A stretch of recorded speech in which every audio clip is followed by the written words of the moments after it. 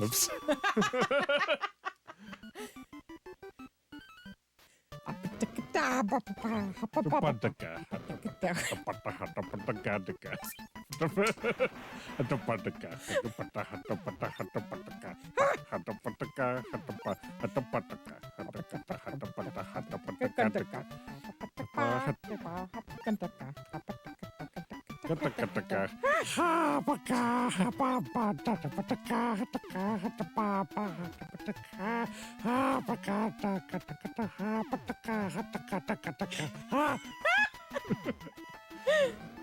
Oh my goodness. All right, this is looking a little skippy. On the. Oh, is that downloading or anything? I sure hope not. Is the capture card skipping? Let's see if we can fix. Yeah, deactivate and activate it again. See if I can fix. I fix. A person of indeterminate foreign language promising to fix something. Yeah, like your pipe, for instance. A pipe? I fix. No problem. It's just Mario. It's always Mario because he does every single job. Yes, he does. He fix. How's that looking? Because I'm seeing a little blinking. How's it looking to the people in the chat? I guess it's good we started a little early. We can troubleshoot. It looks bad. Okay. Right? Are you serious though? Or are you making a little joke? Is it blinking? Video game opinions aside. Good or not so good? I'm going easy on the accent for now. You know, it's not even 8:30 yet. It's blinking a lot. All right, I'm sorry everyone. I'm gonna reset it real quick. I'm trying to fix it. It's blinking a lot. All right. I'm just gonna check the cables real quick. Okay. Let's check every cable. This one.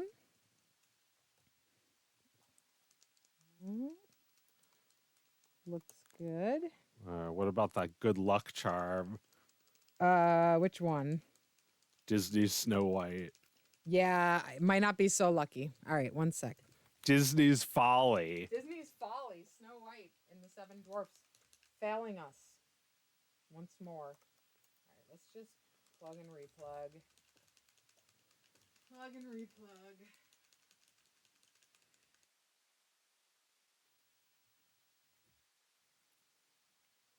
Give it a good push. Let's make sure everything's nice and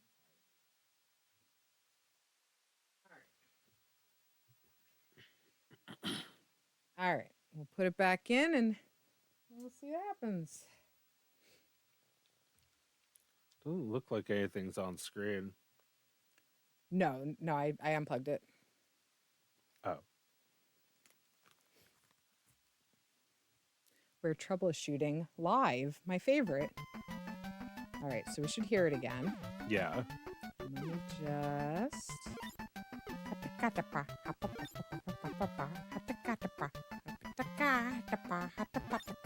All right. Yeah, it's choppy, but we're not. It's choppy, but we're not. That's not good. Well, it's okay. I guess it's better than I thought. At least the internet's not bad. But like, what about the audio? That's not chopping, right? How's the audio sounding? How's the video looking? Oh yeah, I see it is a bit choppy. Not fun. Audio good. Thank you. Okay, cool. All right. So now, is my computer having a problem? Is the question. Let's turn off Discord. Yeah. I think that helped. Yeah. It's watchable now. Thank you, Zodberg. Let's close Chrome.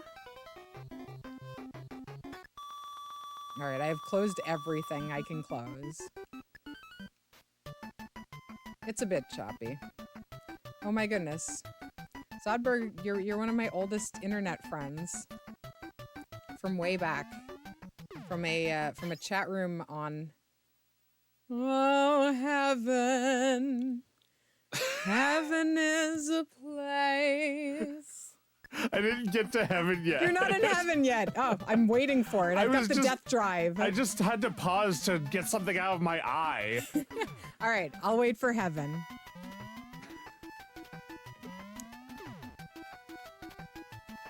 Audio's so good, it's almost like we got it from the guy with the gun. Yes, high quality. Mwah. That's right, we didn't steal it. Yeah, he is the guy with the gun. This is the guy with the gun? Didn't Nobuo Uematsu write a song called "The Guy with the Gun" or something like that? Well, that's what Barrett is, right? But Nobuo Uematsu didn't create Barrett. Oh, heaven. Heaven is a place where nothing ever happens. This doesn't really taste like beer. Hop water, our former sponsor. I'm gonna dump all of this out on the ground. Are you leaving that in 2023? What? Our sponsorships? No. This like non-alcoholic beer. Oh yeah, no, this shit sucks. Well, this isn't non-alcoholic beer. This is supposed to be water that tastes like beer. Yeah. And it just tastes like seltzer. Like they're just labeling it that way now. Oh, I see. Pretty lame. Pretty lame. Happy New Year. Happy New Year to all the good little Thingus girls and boys waiting patiently for their first drink of the year. We have not turned on the milk yet this year, but we are going to do it tonight. Yeah, there's a little nog left, so get first in line. Yeah, no, get the nog. Yeah, you might have to step over a few dead bodies, but if you make it to the front of the line, you might get a bit of nog from the bottom.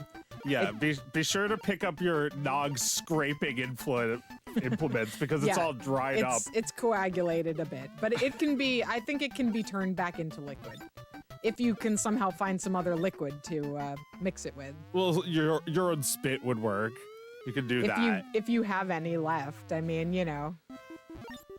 It's hard to create spit when you're not drinking anything. But oh, cute. Heaven. Heaven is a place. A place where nothing ever happens. I love it. I wish I knew the song well enough to then make up fake lyrics for the rest of it. Well, yeah, maybe we could think of what else this song is about. Perhaps we could. I mean, this is a very like heaven that you died and went to kind of place in this game. There are no villains. Time doesn't run out. Time doesn't run out, so you could do that forever. Yeah, he has no obligation. He doesn't have to save the world here. No. Which I assume is what World Runner is doing. Is World Runner protecting the world? I guess. There's some like dragon-looking things that you have to kill. Can you top one of those pipes if you're just running at it from bumping into it? I think you can if you do it with like frame perfect timing. Yeah. Well, let's be here all night and do that. Well, yeah, I could do that in heaven when Yes. time doesn't matter. Yep.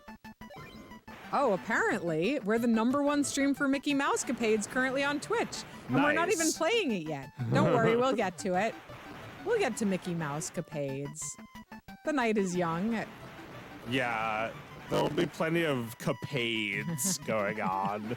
Oh, thanks for stopping by, Zodberg. Nice to see your text face. Yeah, old times. Old times. Old times when I would just stay in IRC until 3 in the morning with my friends from the internet. All of us hanging out, talking about webcomics and video games and watching our one friend watch Cartoon Network and talk about it and just having a grand old time. It was fun. I had nothing else going on in my life. This is World Runner by a very early entry by Squaresoft, and the soundtrack is actually composed by Nobuo Uematsu, who composed the music for all of the most notable Final Fantasy games. Yeah, like listen to that sound effect.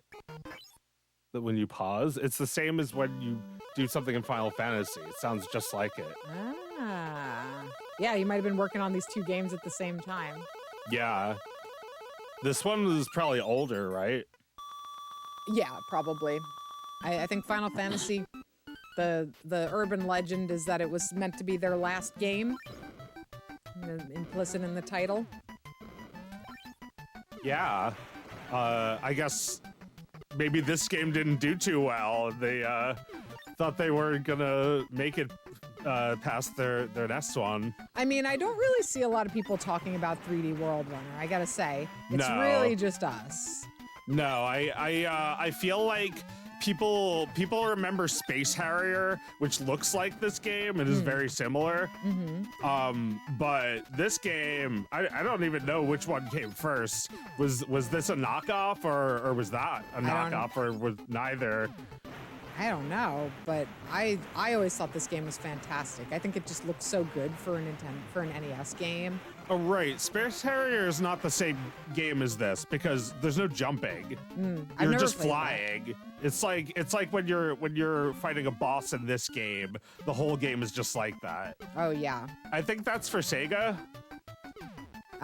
Yeah, I've never even seen that. Maybe we'll load that one I think we up. had it for Game Gear. Really? I think we did. Okay, well, we just got a couple EverDrives for the holidays, so maybe we'll pop that on later. Yeah, this is actually on an EverDrive. I was just testing the audio. I could turn something else on. I mean, let's watch this for a bit. Someone in the chat, Puzzle X, first time chat, welcome, says that they had this game as a kid but never got past level 1. It's tough. Yeah, but if you get past this, you get to the place with all the pancakes in the background. They looked like pancakes to us when we were kids. Let's see if they still do.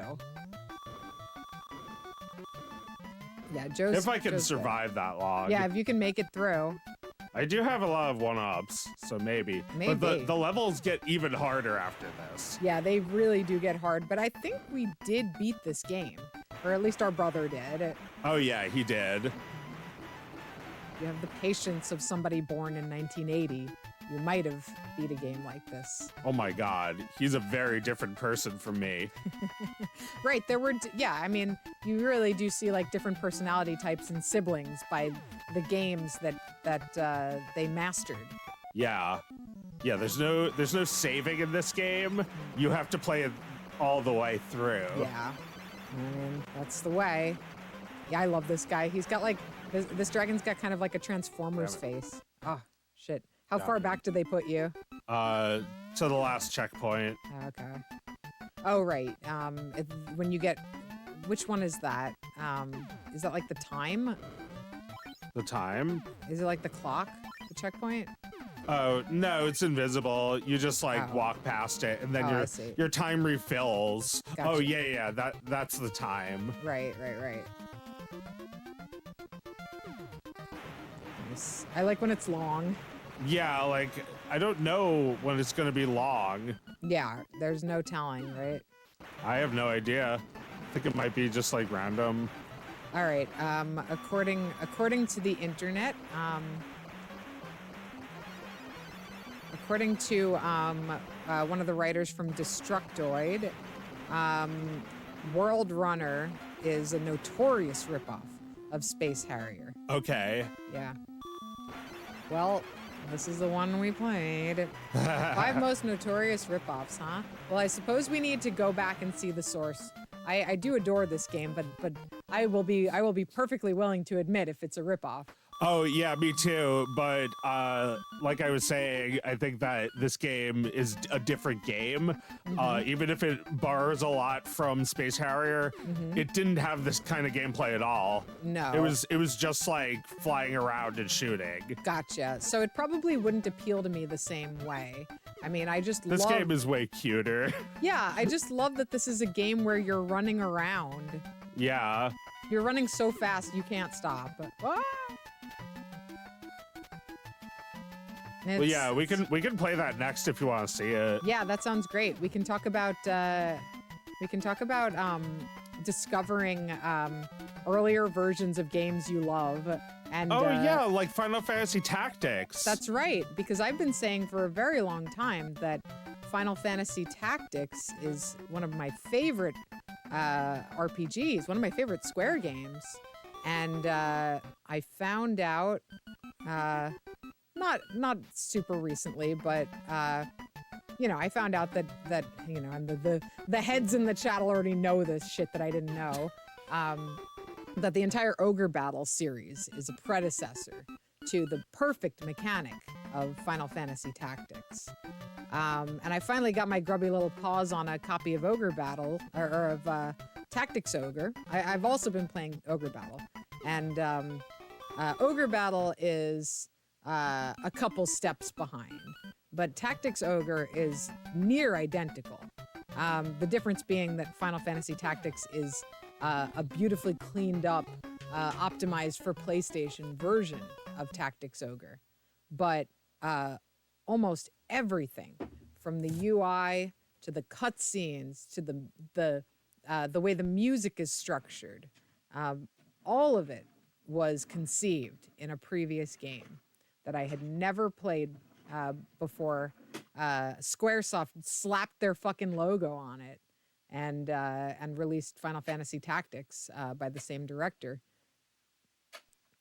So I am willing to admit, when my beloved games, I mean, it's not a ripoff because it's the same people making the game, but I'm willing to admit when something I adored for what I thought was its originality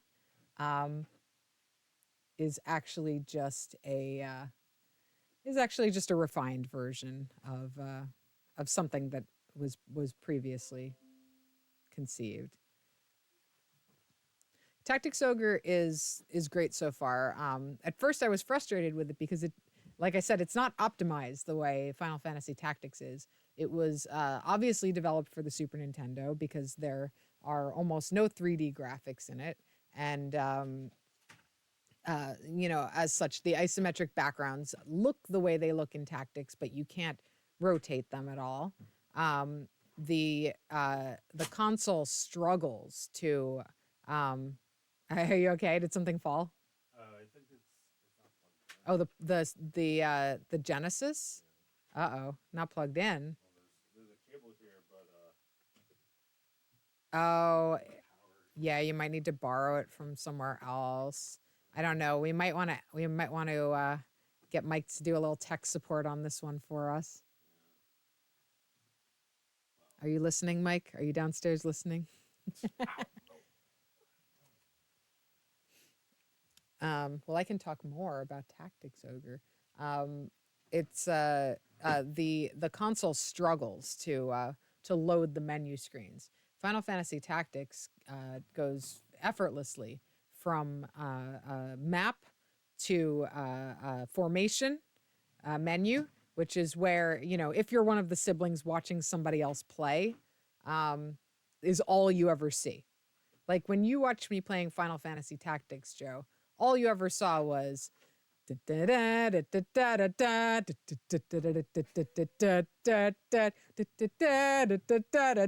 I'm just looking at all my guys, right? And if it wasn't me looking at all my guys, it was the map, right? Just a map and a formation screen. I'm going to put in a call for Mike and ask him for a little help. Perhaps he'll see it.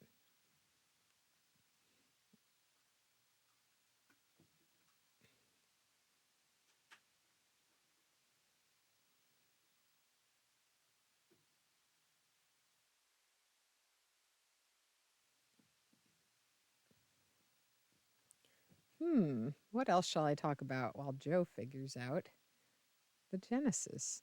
Did either of you guys ever get into Fire Emblem? That was my strategy RPG of choice before it became Weebified. You know, I saw a Fire Emblem at a game store the other day, and I thought about buying it, but I didn't know where to start. And since I am working on these ogre battle games right now, I was like, I probably shouldn't add to the pile. I've heard it's a very expansive series at this point. There's a lot of Fire Emblem games, so it's probably going to be a while before I can check it out. But I am interested. It sounds cool. The first game, if I'm not mistaken, the first game was not released in English until much later. If somebody can confirm or deny, I'm pretty sure the first game was released on Super Famicom and not in English. And then people started getting into it here in the PlayStation age. Yeah, but I'd definitely like to try them.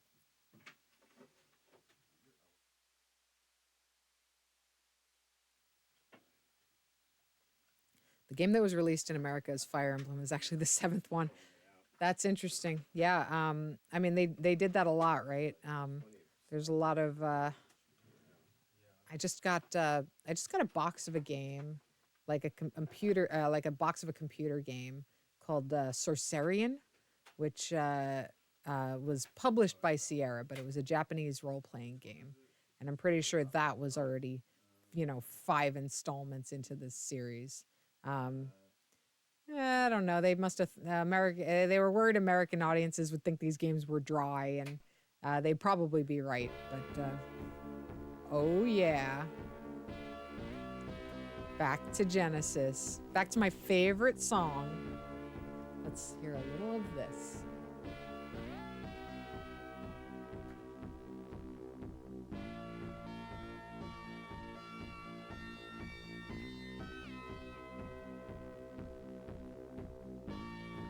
Are these actual names?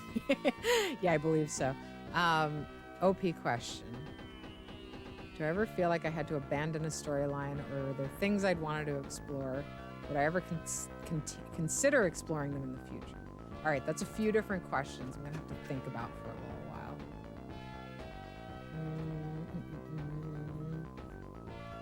while. I think I'll answer the third one first.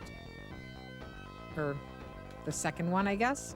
I probably would not consider exploring any of my abandoned concepts. I did throw a few of them in the garbage in the comic itself. All right, let's check out Space Harrier 2, and I'll talk a little bit more about this in a moment. This is the second one. Oh, man. Oh, okay, so he is running, right? I don't know. I think we had this game, but you can choose the stage. No, he's like flying. Oh, I do remember this game. Oh, that's cool. You can run. He runs on the ground, but he'll jump up in the air. There's no reason to run. It looks cool. Yeah, and that distant horizon. Yeah, I mean, obviously, I can see why people would. Oh man. Oh, yeah, cool. This looks so hard. Yeah. The multi-dimensions of like being able to jump and run around, this stresses me out too much. It's like too close to 3D. Yeah, this is tough. I mean, World Runner is also pretty tough, but like this is like you're mashing while avoiding shit. Yeah, there's 100 things coming at you at once. Oh, you could actually like, yeah, you could scroll the screen too. Oh my god. Yeah, this is hard in a very similar way to Afterburner 2. Probably the same people made this, right? Afterburner? Yeah. Oh, a dragon. Okay. It had the exact same like Roman numeral 2 as Afterburner 2. Oh yeah. I mean, it's they're both Sega games, so I guess it was like, the same people who made all the fucking death. So this is the second game. Is the first game on here? No, it didn't seem to be here. Okay, so this one's the hit, right? I guess so. This is, oh my god. Whoa. cool. This all looks awesome, but impossibly hard. Yeah, I'm like getting tired playing this. All right, so there was a game that was just like this before World Runner is what we're hearing. This is very similar. The real Space Harriers are friends we made. Yes, of course. Oh yeah. Hard. Old and hard. Thank you, Sega, for this really aesthetic game that another game took a lot from. And made a friendlier, more fun version of. Yeah. It's an excellent concept. They absolutely ripped it off. This is 1988. So I'm guessing the first one was probably just before World Runner. Yeah, I mean, the gridded backgrounds, the horizon, the dragons. It is pretty shameless. Let's play one more Genesis game. Vito's obviously very mad about this. Vito at Destructoid. Oh, well, this is the Genesis version of this. Of what? Of Captain... Oh, so they might not have... Okay, go! Let's find out.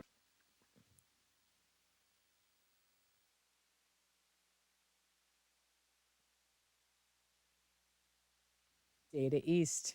That's quality, baby. What else did they do? A bunch of shit. Well,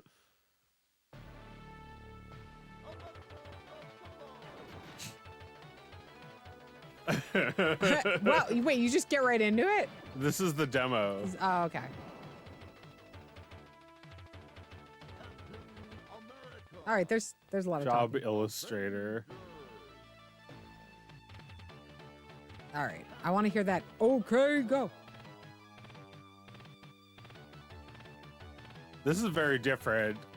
There's no pictures. We had the one for Super Nintendo. Yeah, it was a little more deluxe than this.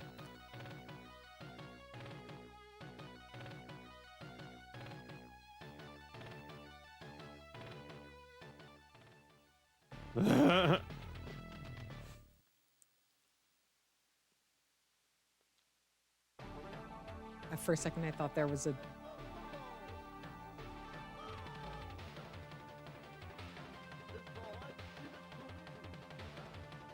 Man, the voices sound so bad. They're also drowned out by the music. Terrible sound on the Genesis. Terrible. Yeah, it's like a tiny little record inside of the Genesis playing the audio.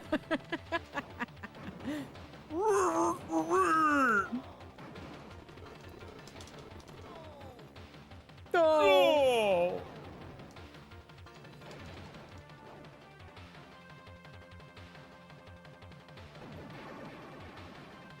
This music also sounds really different.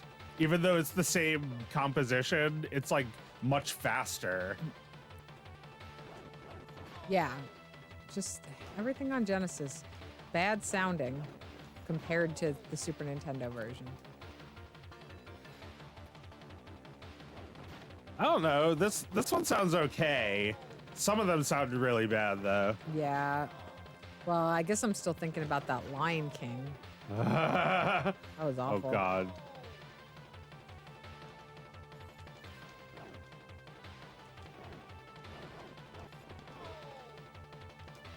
But this one is like playing so fast, it's making me think that we're playing like the wrong version or something. Like, remember when Mike was like trying to play the New Zealand story? Yes. And it was just like fast. Yeah, it was the wrong speed, right? Something's wrong. Something's wrong. Well, I mean, if this was Miss Pac-Man, that would be a good thing. That it's like too fast. Because right. that game is intentionally sped up to be more fun. That's right. Miss Pac-Man at normal speed, not fun. No, like, have you been to an arcade recently where like Miss Pac-Man was at regular speed? No. No, they never have that anymore. Not in a long time. Yeah. It's widely known at this point to speed up Miss Pac-Man. Yeah, that's the good version. I think there's just a dial that does it. Right, just like in the back. Yeah, it's right next to the free play button. I went to an excellent arcade this weekend. It was called Decades, which sounds like, I don't know, some Taylor Swift thing.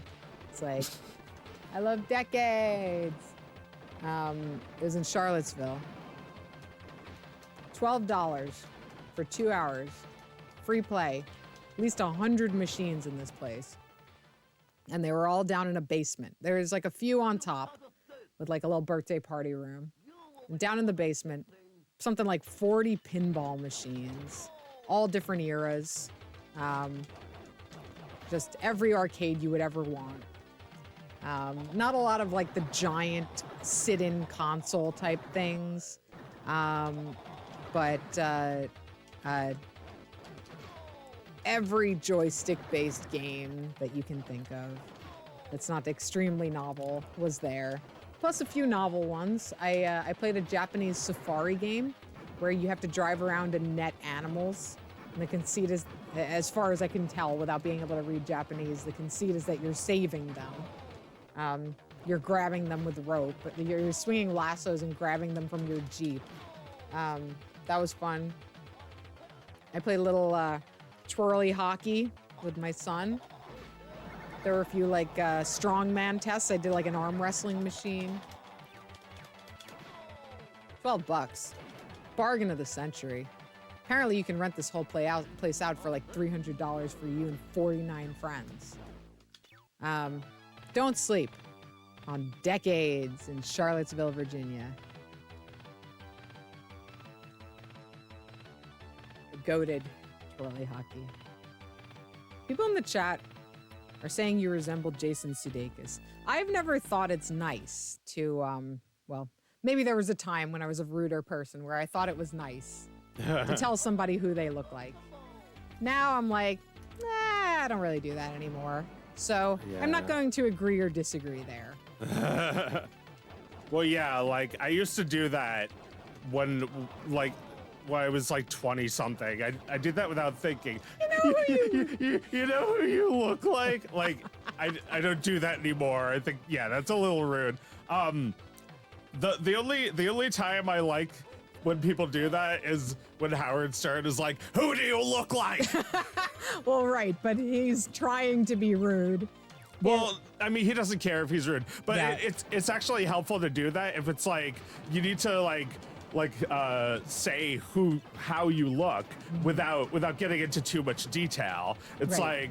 like if someone was like, who do you look like? I'd be like, I don't know, Jack Black, like something like that, because you know, maybe you look 70% like them. Right. You've got a lot of hair. So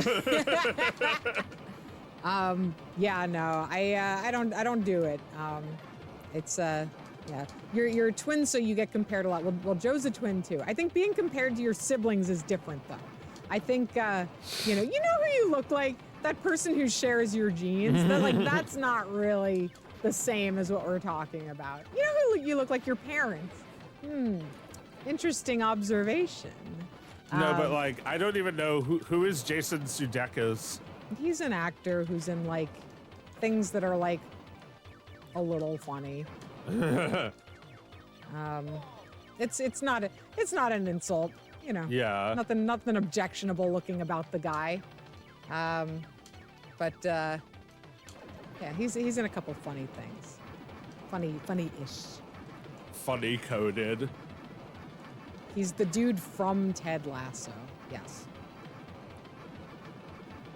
Well, let's not give Joe too much information about this rude remark you've made comparing him. Like let me play something else. Do you want What should we play? Do we want to do the main attraction? There was one game. There was one other game we.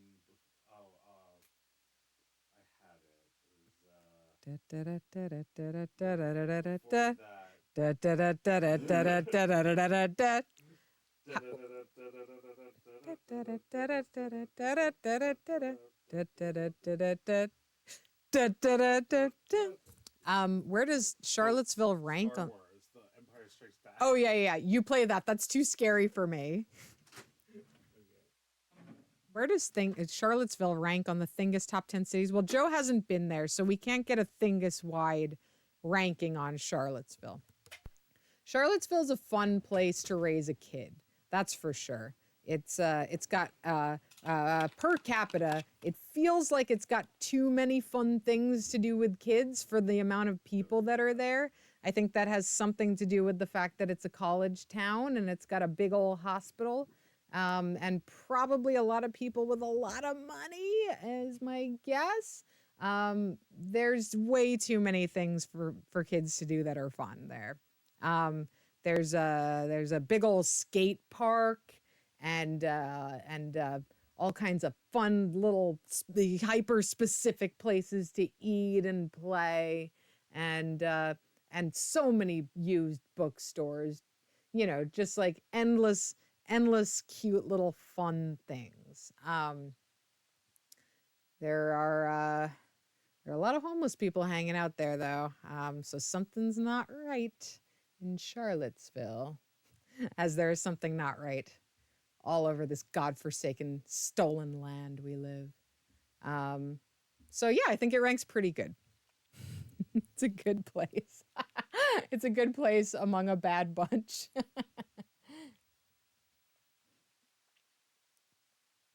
All right. OP. So yeah, I threw a few rejected stories into the trash um in the comic itself. At the very end, there's a page, and I don't even remember what they were now. There's a page where Eve and Will are driving together and she's telling him stories of things that she did. And they never happened in the comic, but they were ideas I had for the comic that never got shown. So one of them that it would have been fun, but I couldn't fit it in, was that for some reason I had some convoluted reason for Eve eating a what she thought was a birth control pill that Marigold gave her, but it was actually ecstasy, and her day. You know, I had a whole elaborate set of circumstances for how Eve is stuck being high in the wrong place at the wrong time by accident. So that would have been fun, but you know, kind of a bottle episode. Who cares? Doesn't expand anything about the world. And I got to a certain point where I was like, I'm now trying to contract this world and make it to an ending. So I'm not going to do a funny little aside that ends up being, who knows? You know, in those days, the stories could spin out of control. I didn't write them all in advance. I was making them as I was going. So a story could easily go from 30 anticipated pages to 40 or 50. So I wasn't going to spend 50 pages showing Eve getting into bigger and bigger trouble on drugs when, you know, I was trying to get this comic to end after a decade. So that one got scrapped. I did one where Eve dated a guy in a band, and I had like a whole stupid idea, terrible idea that I, again, put in the comic that should never have been made. The band was in a genre called Jewgaze. That was my idea. What do you think of your queen now? This is the shit I've been coming up with. And then the other one that I remember off the top of my head was I was going to do like a flashback story about Will and Hannah in college. I guess I could go back to that if I ever got the urge. It would be fun to do a story about some other time in their life that would be outside of the world of the comic anyway. So that's a maybe. That's a maybe right there. Queen of the Rejects. Indeed. According to the Thingus wiki, we briefly lived in Florida. So we didn't live in Florida. So unfortunately, I won't be able to give you a picture of whether it was a hellscape or not. Florida was always a vacation for us. Every year of our lives, we never went on vacation anywhere else. We went every year by car to Florida. We all hopped in a motorhome, which I need to know. We need to find that motorhome. Oh, I thought I did. You found a similar one for sure. I found pretty close. Pretty to close. That. Pretty close. Yes. There is a Thingus wiki. I haven't updated it in a while. Have you? No. We gotta update the Thingus wiki for 2024.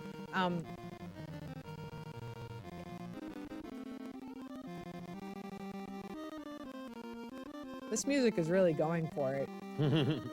Unfortunately, it sounds really, it's suffering, right? It sounds tortured, right? Yeah, it's supposed to sound like that. Also, it's not showing up. See? Oh, are you guys hearing the game? We're not getting the game. Let's see if we can fix. Call Mike tech support. Something must have gotten unplugged. Only hearing it, not seeing it. Okay, 1 second, please. I will probably have to unplug once again. Let's just see. Oh, too bad. It looks cool. Too bad. You guys are missing it. It looks cool. Da-da. Da-da-da-da. There we go. How's that? Luke! Right? Luke!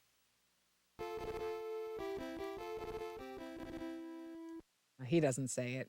It'd be funny if you got like Harrison Ford's voice saying it. But Han Solo doesn't speak to him in a fatherly sort of tone. Luke. Yep, there it is. Luke. So anyway, we every single Christmas, usually on Christmas, we loaded up the motorhome and drove down to Florida. And when we were little, our dad did it in 2 days. He would drive to South Carolina and take a nap at south of the border, and that's where we'd wake up, folks. South of the border, and then we'd have breakfast at Waffle House and get on the road and be in Florida that afternoon. No! No! Oh my God, that's horrible.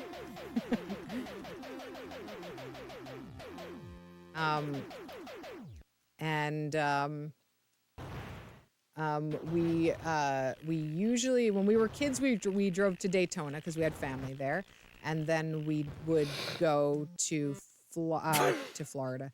Then you just poofed. You just disappeared in a puff of smoke, and it just shows you the world without you. Yeah. Amazing. Nice. That rules. That sounds great.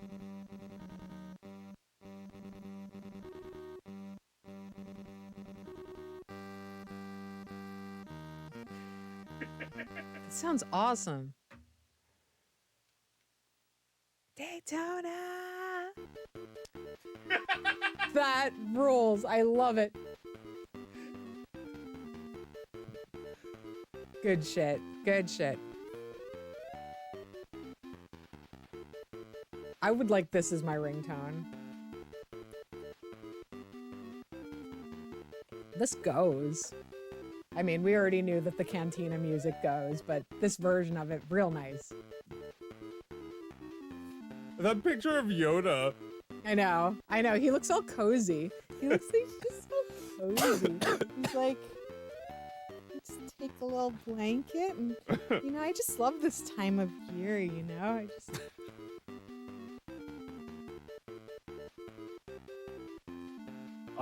Okay, Mousecapades. Mousecapades. I was like, now you're out of my basement and out of my mind.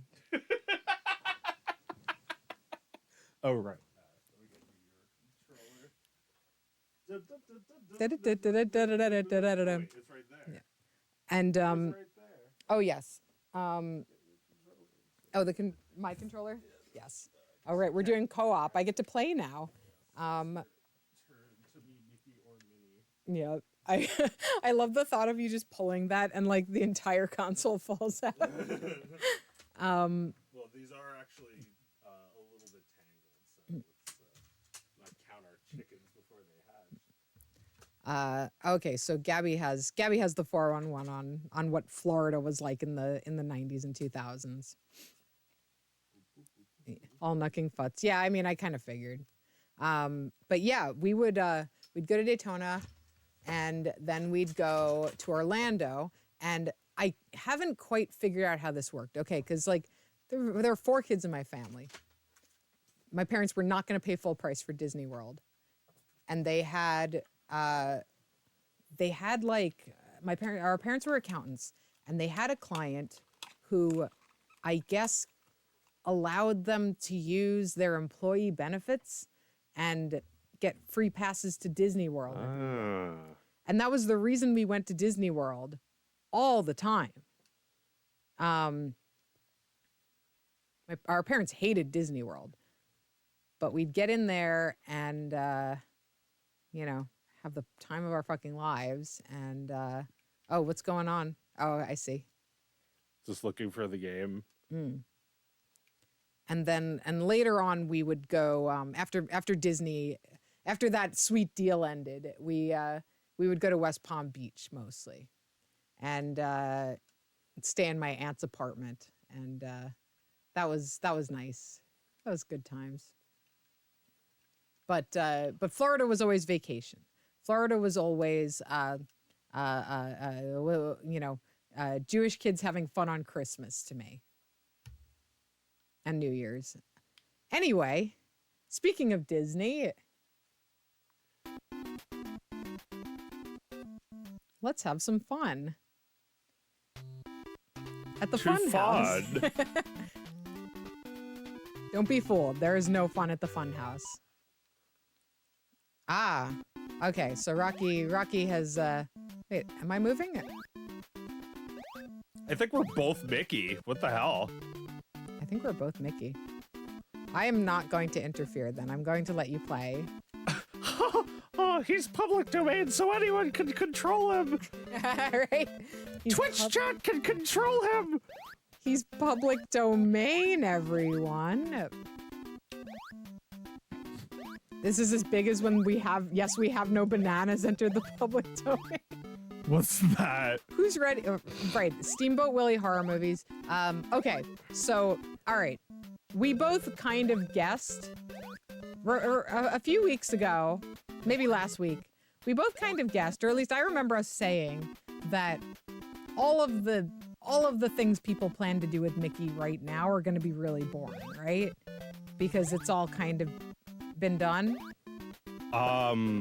Yeah, like so far it's just like Mickey Mouse with a machine gun smoking weed and saying we should bring back slavery.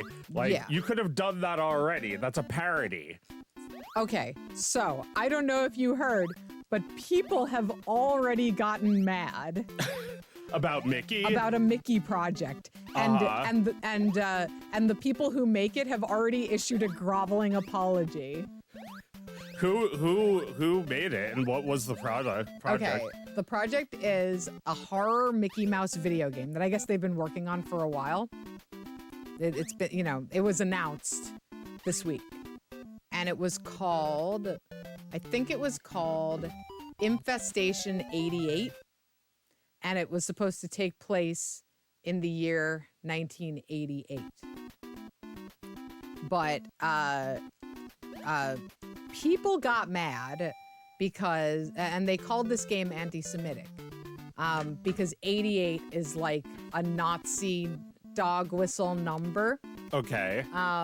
And the other reason they gave was that the game is called Infestation, and there's a lot of imagery pertaining to rats, because as we all know, when we think of the Jewish people, vermin is what comes to mind. And this game is reminding us that our first thought when we think of the Jewish people is vermin that needs to be exterminated.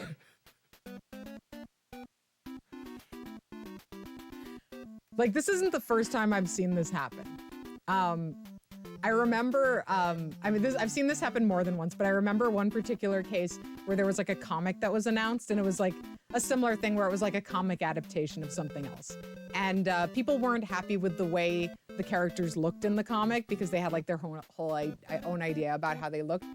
So they said that like this character who was green and had a big nose was an anti-Semitic stereotype, right? They're like, every time I look at this hideous character, I am reminded about how other people hate the Jews.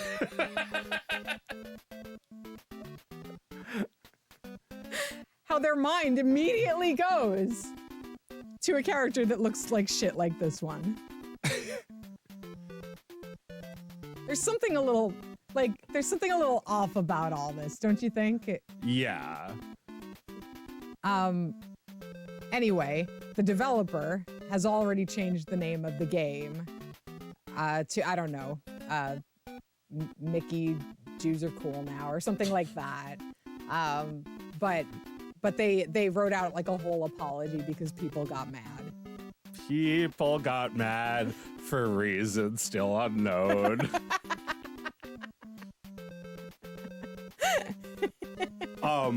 There's a game coming out that got a trailer recently called Mouse that is like basically like Mickey Mouse style characters in a like Doom kind of like first person shooter. Cool. It's like, yeah, it looks kind of interesting. It's like, yeah, by the way, I think you need to leave because like it's not working when I do it. Or can you shoot? Wait, I can kind of control Minnie. Oh my god. It doesn't let me shoot. Can you? With B? No. No, you have to get a weapon first. Oh, all right. Yeah, you can leave the screen. You have to get the weapon in here first. Alrighty. Oh, but anyway, like, yeah, that game looks kind of cool. It's like a 1930s looking kind of like first person. Yeah. Well, I mean, I don't know, like Art Spiegelman made the Jews as mice. Yes, he did. In his comic Mouse. It's true. It's, you know, like if you know, the Nazi, for those who don't know, there was this really bad war. The Nazis and pretty much any racist extremist group like that will compare the people they're trying to murder to vermin or cockroaches. Yes, absolutely. So, like, you know, I guess, like, for a cartoonist, it's hard not to, like, draw yourself as a mouse and, like, you know, feeling self-conscious about yourself. Yes. Wondering if maybe it's you who hates yourself. Oh yeah, in this way. I mean, yeah, that's a big part of Mouse, right? The conundrum he faces as he draws it, and you know, the grief that his family suffered, and how he drew it in his cartoons, and it was so hurtful to his father the way he drew it. Yeah. Like when Art was younger, this is in Mouse. When Art is younger, he drew a comic about how his mother killed herself, and you know, he depicts both of his parents in that, and he blames her for what she did, and does not make his father look very good either, and he sort of you know, I don't know. It's drawn in like this very scathing underground comic style. It's not cute like Mouse at all. Yeah. Oh my god, it's hard. Hard! Yeah, get behind him. Oh, that's easy. Ah, easier. Hard. What is it about Mickey Mouse that made him like such a sensation in a sea of like very similar cartoons? That's a good question. I think in Mickey's time there were a lot of technological advances happening in each cartoon. Disney was warring with the he was warring with the other studios to make the most technically interesting. No! Oh my god, I keep losing my nerve. No!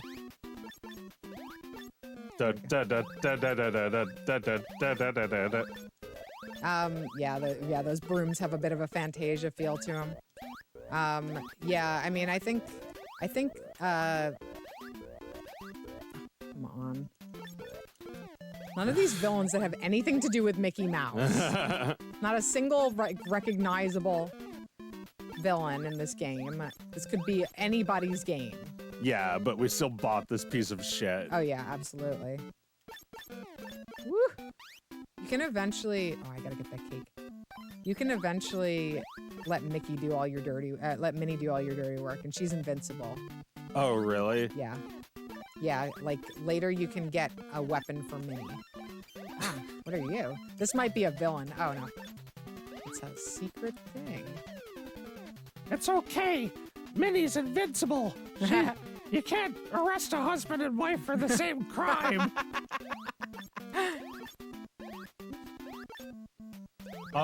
Okay, so what can and can't people do with Mickey Mouse now? All right, what are they allowed and not? Well, anything that can be perceived as anti-Semitic, obviously they can't do. So that's basically everything because, like you said, the comparison of the mouse is inevitable. Well, I mean, I think what they're making, you know, could be considered art. That's the only way it could be allowed. You know, like mouse to someone who's not paying full attention might think it's racist propaganda, but right. It's art, right? Absolutely. Hard. Yeah, this game doesn't fuck around. It doesn't care if you're 2 to 3 years old playing this, which right. is the fucking audience. Right, for this. babies. And then, like, when the baby's parents can't beat it, it cries. The parent cries. The baby cries.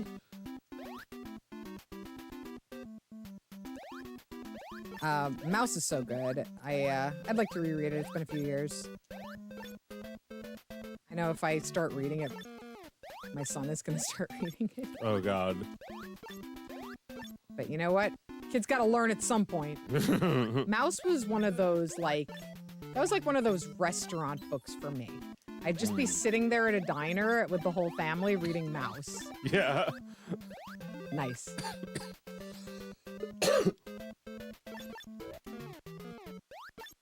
Yeah, I didn't read it. I just remember my dad reading it. You are free to borrow it if you'd ever like to. It's fantastic. It makes other comics look like shit. You know, just like the way you read comics and you're like, this is good, but it's for babies. Oh yeah, that's true. I mean, not everything needs to be a Disney movie. Not everything needs to be some Mickey Mouse shit. Mm-hmm. Yeah, exactly. Grow up, everyone. This might be a bird, actually. Oh no, it's another diamond. Oh my god, I've got too many. Where are we going? Oh. Does Disney own that movie? Which one? Full Metal Jacket? Mouse. Full Metal. Do they? No, I was asking. I don't know. I just think it would be funny. Oh, now Minnie has it. Now Minnie has a star. So one way you can play. This might be a bird. Wow. One way you can play is to send Minnie up the stairs and shoot the witch. Okay. Should have gotten that earlier. I don't know how to get out of here.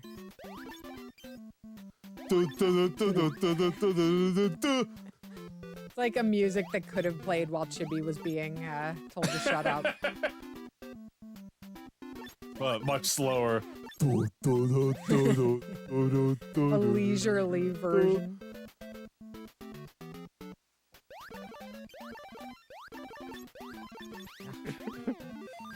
My God, where am I supposed to go? Stop! Mickey and Minnie's like eek sound that they make when they get hit.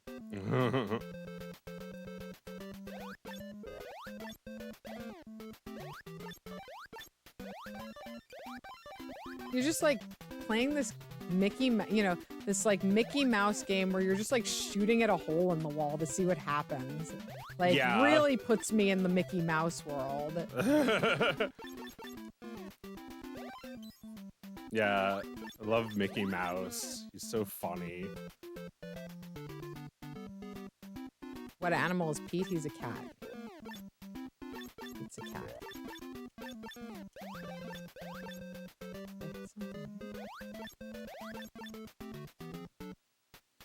These just look like rowdy little kittens that I'm killing.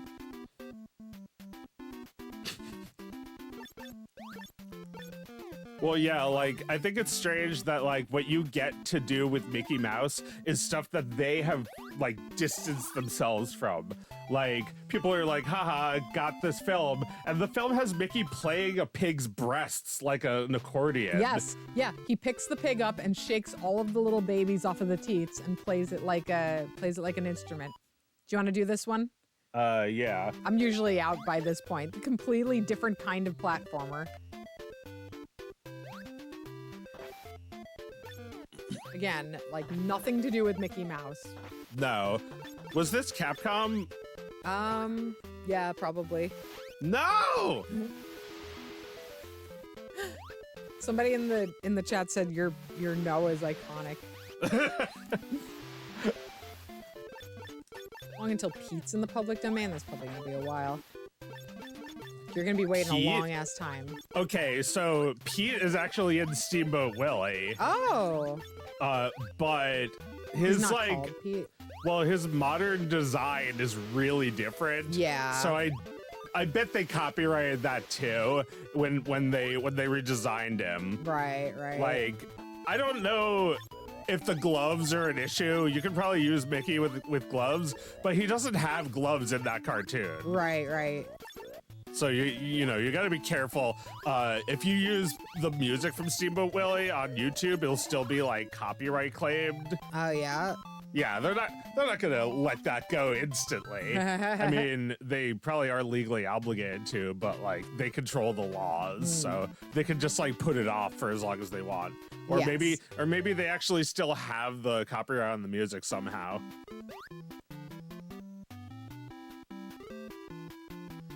So Mickey Mouse is also a trademark, and trademarks don't expire. Right. So you can't make merchandise of Mickey Mouse. Just be or careful anything like here. that. If Minnie falls in the hole, you're a goner. Oh my god. Did that just reset Just the level? reset the level. Wow. Dick level. Mhm. Yeah, I just think that all the potential for Mickey is years away. We're not gonna see a lot of interesting shit happen with Mickey anytime soon. Maybe that mouse game will be cool. That's a game or a film? It's a game. We'll just see, won't we? I assume that the reason there's a couple of games available, like already in development, is that they could always change that shit if things didn't work out. You know, like they could just change the playable sprites and have a different game.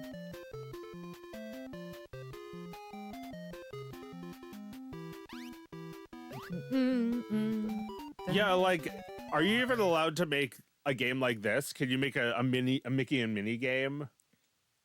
I don't know. Like, could you make an NES game like this with Mickey and Minnie? Yeah. Or any game, because I don't Mickey think and so. Minnie are not copyrighted. I don't know. But like, okay, so I'm pretty sure they copyrighted the like other Mickey design where he has like eyes, like he has like eye whites. Yeah. But he doesn't have eye whites in this game. No. This is the old one that you're allowed to use. Yeah, this is old style Mickey. much more conducive to making an NES game.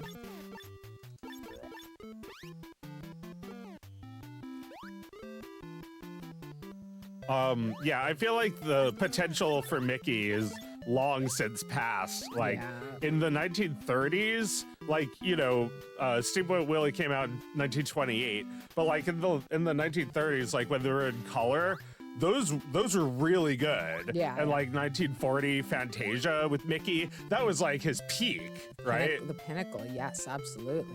Absolutely. Mickey was the perfect amount of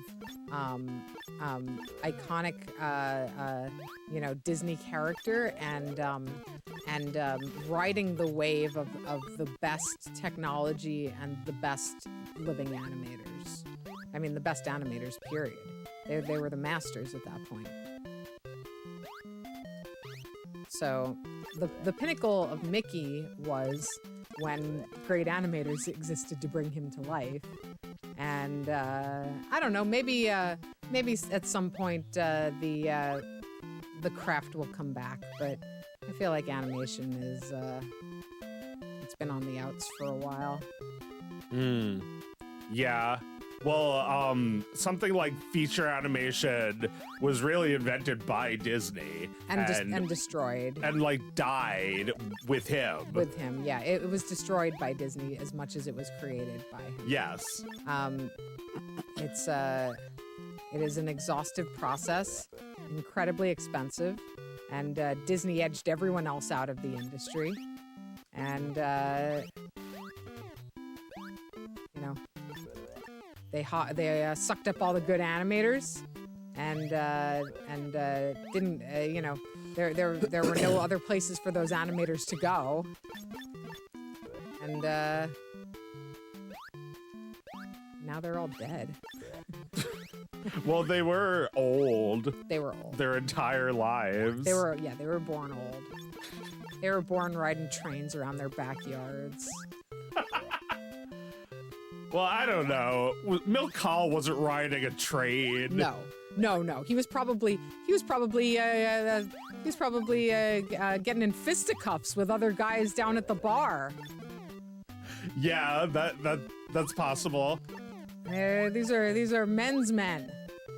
Yeah, like these are men who didn't fight in World War II, but they kind of did. Yeah, they had their own fight. They were fighting their own fight here at home. At the speakeasy, yes.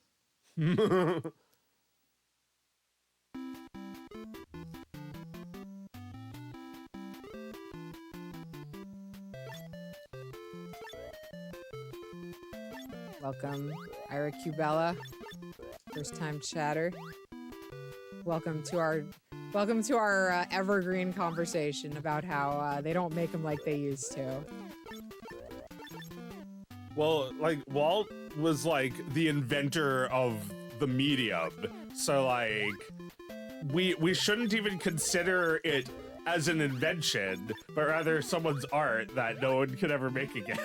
Although there have been other great animated movies, they don't really come close to like looking as like impressive or real or something as Disney did. No. Well, Miyazaki paved his own way. Yeah. And that's the great auteur director of Japan, and he's kind of the last one. We don't have those in America anymore. Oh my God, absolutely. Like, he just released a new movie and we still need him. We still need him. Just like how people still cling to Disney. You should see how those people at his studio just like, they just like, they're so reliant on him. Still. Yeah. Don't die. Don't retire. Yeah, don't die. Don't retire. No, he can't. He's the entire medium of animation. Yeah, you know, as far as they know. I mean, you know, they don't know what's beyond Miyazaki. They've never seen it before. Well, I think it's important to him that he continues working until he's gone. All right, you're a first-time chatter, Depression Ghost, so I don't want to rail on Cartoon Saloon. What do? Do they do the Secret of the Kells? Is that did they do all those all those very sincere 2D Irish cartoons. I saw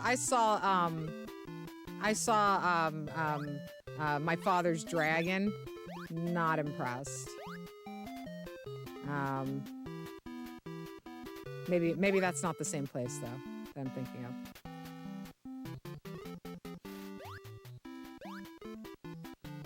Why do you think they built statues of Walt for optics? They just built statues of people back then. That shit was much more done back then. They did Skunk Fu, Secret of the Kells, Song of the Seas, Wolfwalkers, and The Breadwinner. I haven't seen most of those. I've seen Secret of the Kells, which was look, it belongs in the same classification as just about any studio that's not Disney belongs in, which is that it's very impressive that they got that made. However, it's not fresh, and it is it's the best they can do with what they have, and unfortunately, that does not amaze, that does not dazzle the way animation in its prime did. Something censoring the chat? Absolutely not. Why? Sorry about that. Sorry that the chat is getting censored. I don't know how to change it. Help.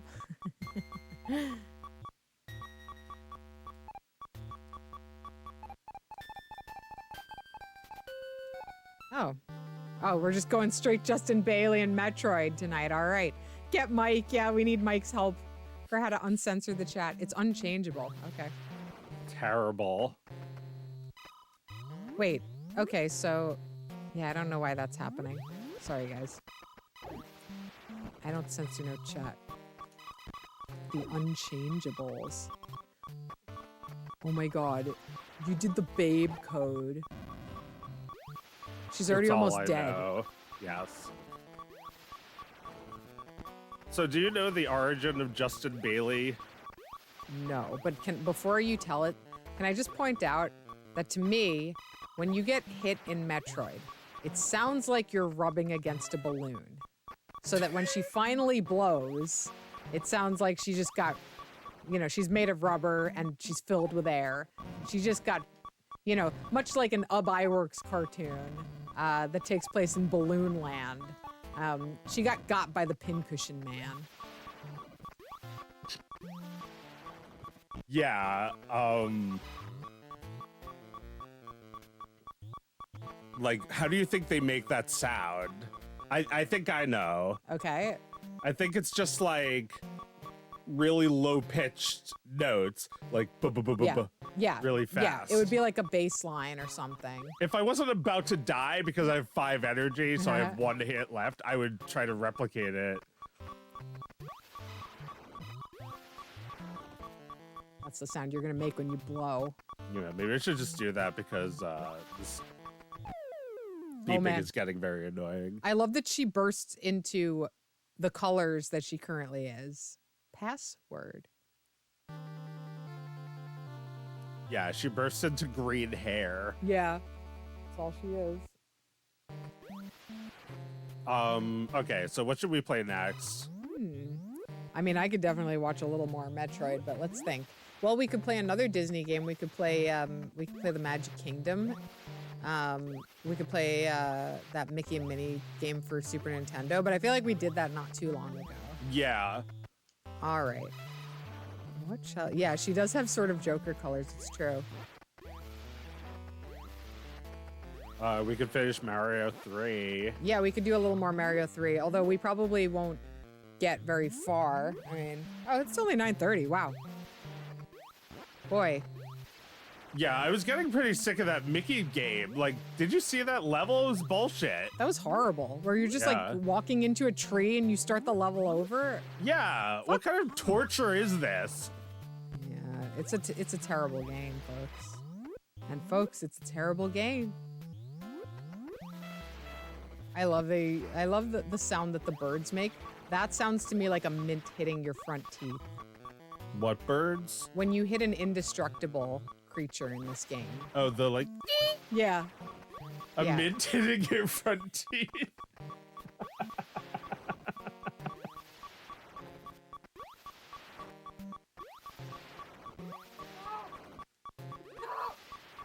Yeah, don't fall into the pizza sauce. Oh, yeah. That's like one of the greatest sounds the NES makes, right? Yeah.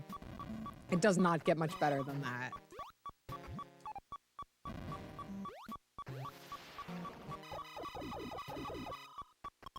That's a great sound, too. It sounds like it's underwater. Also, let me just like stop making sounds for a second.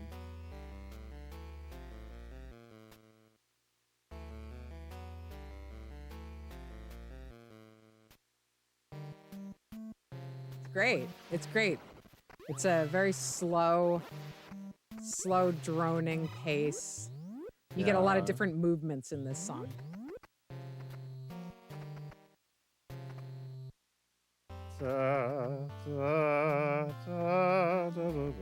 It's like a little discordant at times, Yeah. but you're like in the belly of the beast at this point in the game, right? You're in Yeah. Norfair or No Fair. No fair. Yeah.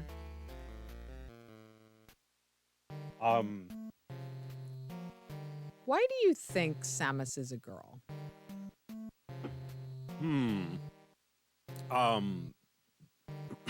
So you can like correct people who say he.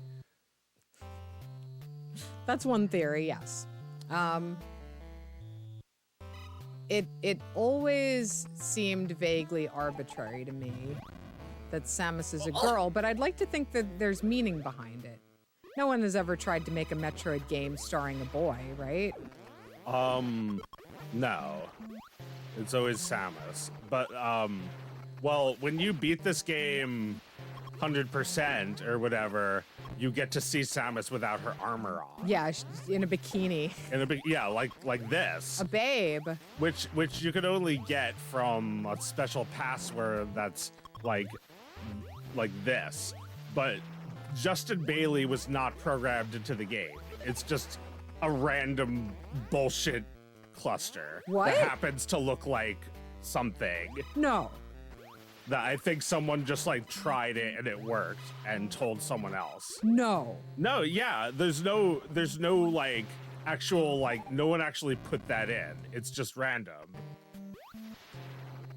No. I think like most of the password is just like garbage. Like it has nothing to do with like what gets you here. Okay, so it's the closest approximation to a word that you can get, and then some of those numbers will put you here. Yeah, like I think most of it is ignored by the computer. Oh my god. Yeah. So Justin Bailey is a human created concept. That someone just put in by accident. Yeah. Maybe it was their name or something. Wow. Yeah, like when you're a kid, you're like, whoever that guy is like the coolest kid in the world. Or like the creator of Metroid. Yeah, you have no idea. It's like he's dating Samus, only he gets to see her in a bikini.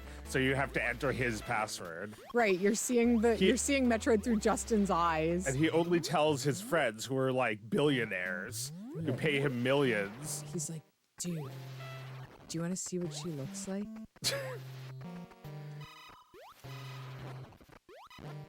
Yeah, I think that was just a completely like schoolyard spread thing, Justin Bailey. Yeah. One of those things that turned out to be real. Yeah, exactly. A schoolyard thing that turned out to be real. You could just play this part of the game with that code. I mean, that code eventually ended up in Nintendo Power. Oh yeah? Oh yeah, definitely. But I guess they didn't plan for it. No, I don't think so. You think, all right, so Wiz says maybe it's a commentary on misogyny. That the destruction of civilizations is inherently intertwined with misogyny, and that only a woman's compassion could provide some hope through something like that. It's a possibility. That's true. She is saving all of civilization from the Metroids. Mother Brain is also a woman. Yeah. So there's something there. I feel like we're circling around a very obvious one. Well, yeah, like the Metroid in Super Metroid considers Samus a mother. Right. Right. Right. That's right. So it's important for Samus to be a woman in that game, but that was made later. In this game, it may just be a little surprise for you at the end of the game.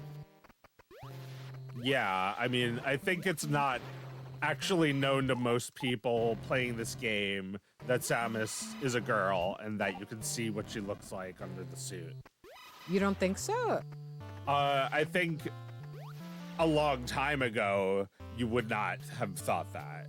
Now you would think that. Right.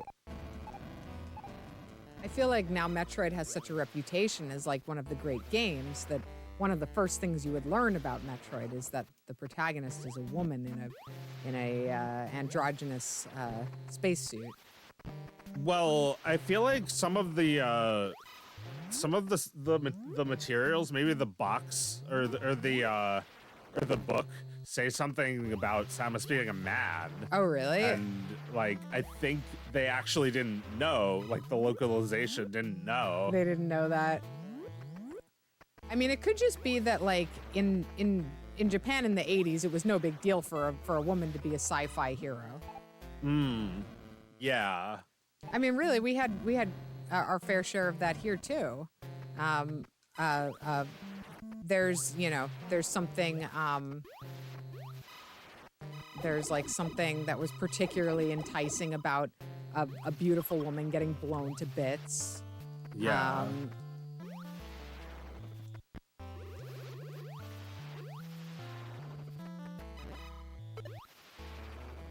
That happens in this game. She sure gets blown to bits. Like a balloon. Right? That sound, it's the scraping of a balloon. That's all I hear.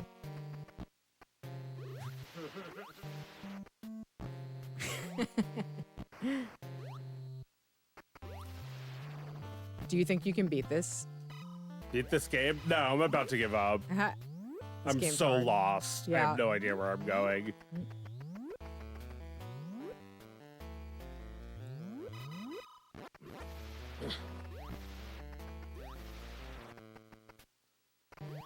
We should play, let's play the Roger Rabbit game.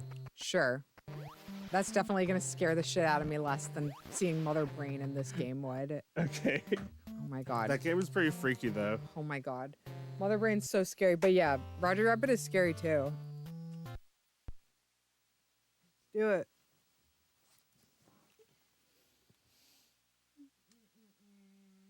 Oh my goodness. Dry January, folks. For me, it is a dry January.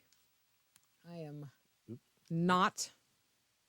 It's no weed, no drink. I never really drank anyway, but my precious weed is locked away for 1 month.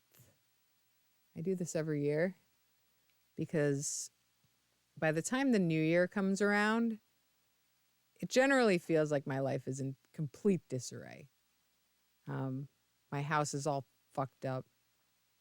I start to notice things in my house that just aren't making sense. Like, why the fuck is this thing that I don't care about or use ever at more at hand than things that I use every day? Why are the things I use every day kept underneath or, like completely hidden by this thing I never use? Oh, whoops. It's not that those things didn't make sense, made sense before, but I have started to get angry that they don't make sense. And it's when I start to clear out all the impractical things in my life, and start to clean up tidy up all the things that I've gotten loose and sloppy with. And that means that I cannot be fucking around all month. I have to get serious. Serious on Thingus. Low January, yes. Well, the opposite of being high is not being low. I hope not. Otherwise, I have much bigger problems than I think. Is this Roger Rabbit? No, I don't think we have that. Oh, it's not on the multi-cart? I don't know. Is this another Contra variation? Yeah, do you want to play it? Sure.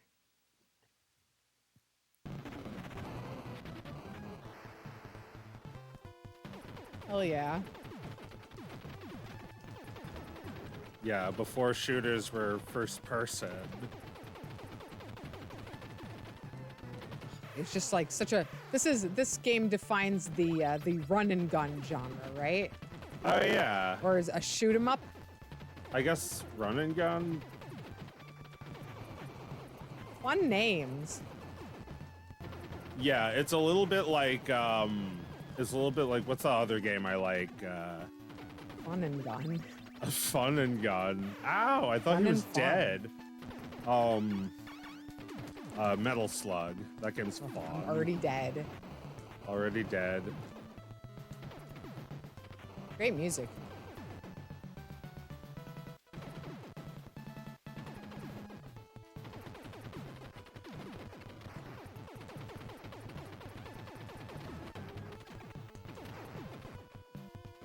No.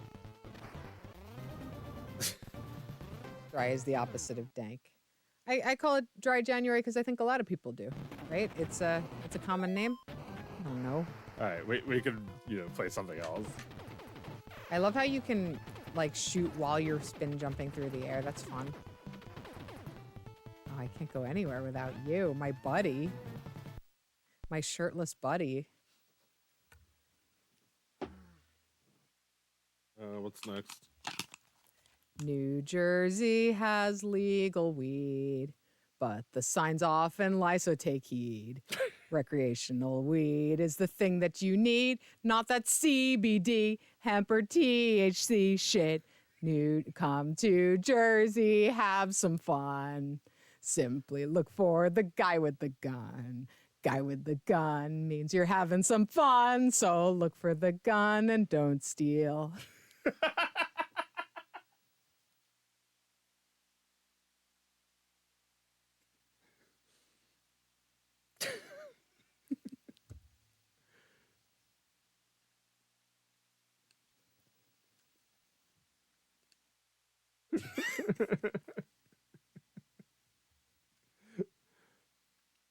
Everybody, this is a public service announcement.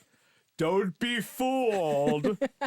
Don't be fooled by those dispensaries that say they have weed likes. Weed likes. Like products. Weed if you see the word, light. Yeah. If you see the word product, run. If you see a gun, fun. If there is a man standing outside with a gun, then you've come to the right place. Just don't steal. This concludes your public service announcement. Oh, I should clarify. This is only for New Jersey. If you're in Charlottesville, it's all fake. Don't believe a word of it. They have legalized weed, but they're rolling it back. Wait, have they legalized it? I think they're rolling it back. Well, there certainly aren't any places that have it yet. And they might be rolling it back. But everything there is fake. Well, I mean, fake meaning like this, which is like sort of halfway to legalizing weed. They give you like, if you buy, like the place that sells this also sells like buds, Yeah. but like, it's like the shittiest weed. It's stems and seeds. Yeah. Smoking stems and seeds. Well, No, when the Delta 8 thing is better than weed, then there will no longer need to be any legalization effort. Everyone will just smoke that. Yeah. But nothing's better than weed. It's groceries. Yeah, it's groceries. It's a vegetable. It's legal in Maryland and DC. Well, we'll be down there in Maryland in a couple weeks. So I'll pick some up and not smoke it and save it for later for fun. I thought in DC though you need to be a resident. Is that true in Maryland too?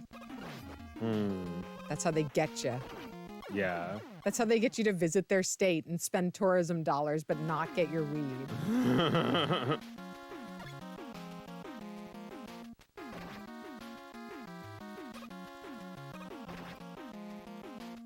This is hard immediately. Yeah, I really hate these games. Why are these games so hard? Like, yes, the images are beautiful.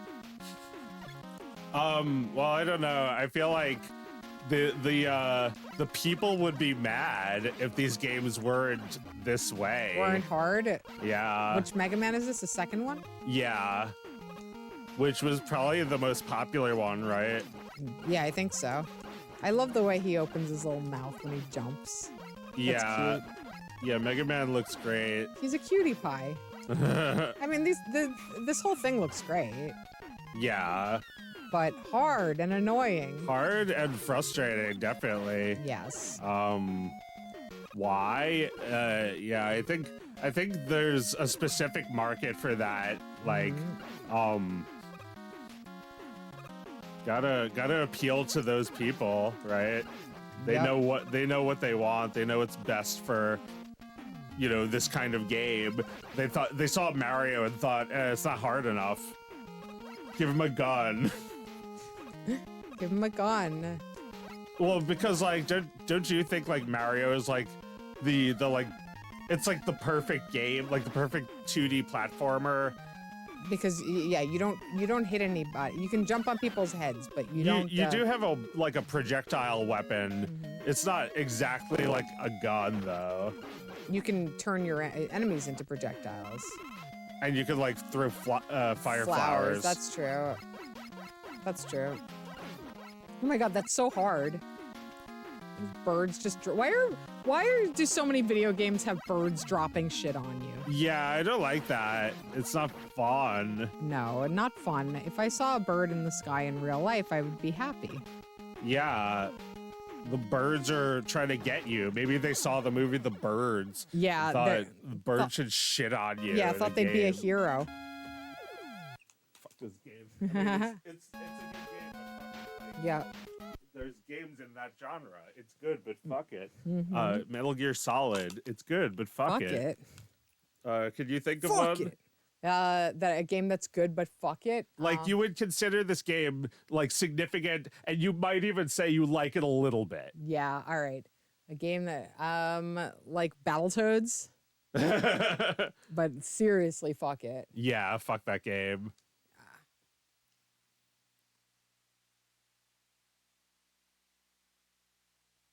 Okay. You're not gonna love this factoid. The difficulty of Mega Man 2 is nerfed in the North American version. The enemies have half as much health as in the Japanese version. So it's even worse. It's even worse. Oh my god.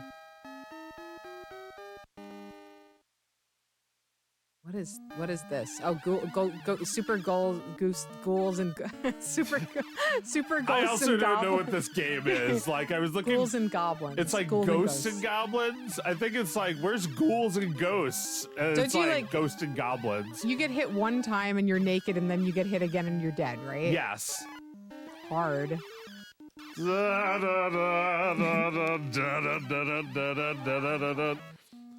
So fucking good. So funny. I love it. The music is just like so much character. Yeah, this rules. This is kind of like the haunted house level in the Disney game. Yeah. Except it's the whole game. Wait, who made this game? It wasn't the same people, was it? Is it Capcom? Oh, dead immediately. It is, I think. Oh, it looks awesome. Oh yeah. There's even like a map like in Castlevania. Mm-hmm.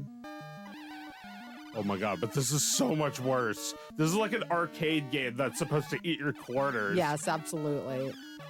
Metal Slug is like that too. I've never really like played it at an arcade. You know, I have like it on Switch where you can just like add quarters by pressing a button. This game is like, to me, completely unplayable without a Game Genie.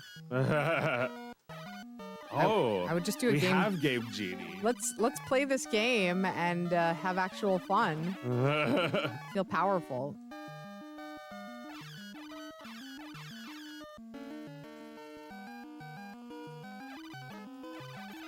No! So hard. Yeah, it's terrible.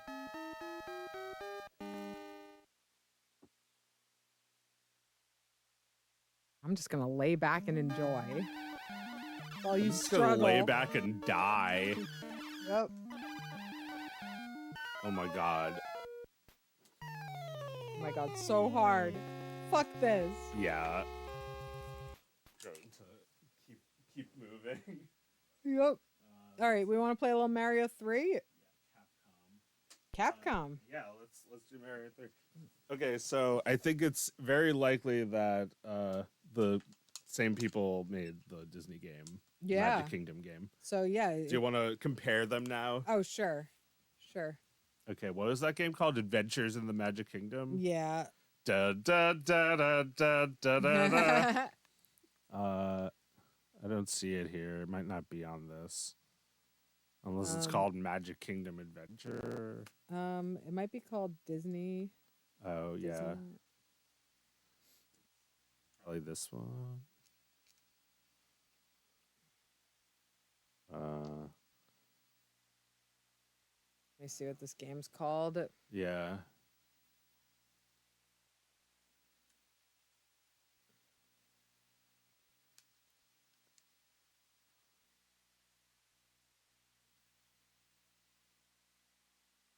It's called Adventures in Magic Kingdom. Yeah.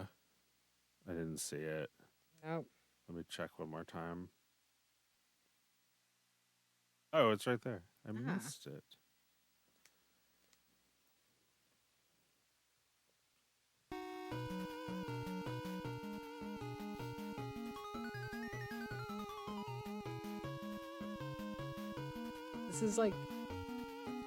This is like not a real Disney song, but made to sound like one, right? Oh, I don't know.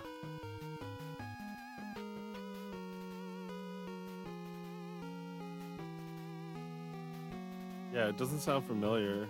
No, I think they wrote this for the game. This is a Japanese game made about Disneyland. Just enter your name. Goofy's collecting data.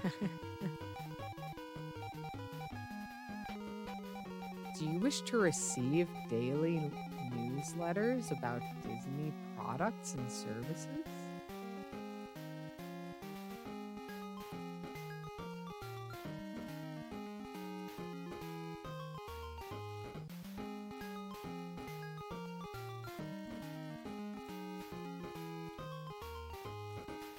This is like the first Kingdom Hearts.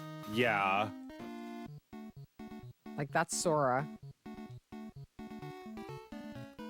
Maybe they asked Kingdom Hearts first, or maybe they asked Capcom first if they wanted to do Kingdom Hearts. Mm-hmm. Oh my god, you could just walk on that guy. Yeah.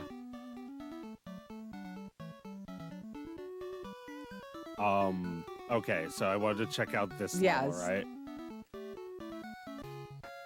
And this is similar to Mega Man in that you can play it in whatever order you want. What do we think? Is this the same engine? It's definitely a lot easier. Yes.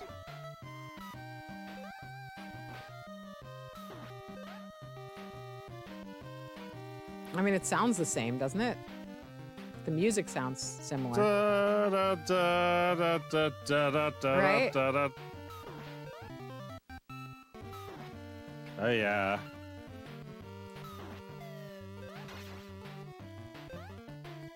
Yeah, this is so much easier. But, like, even this is, like, too hard. They should give you infinite candles. Yes. Yeah. Look, you need 2 candles to kill him. Yeah, that's hard. And that jump, it needs to be pretty perfect. And I'm out of them. No. And that's a hand. Yeah. Oh, okay. I could do that at least. Yeah, this is too hard. Again, for 2 and 3-year-olds to play. This is too scary for 2 and 3-year-olds. Yes. No, who cares? I mean, you're almost done.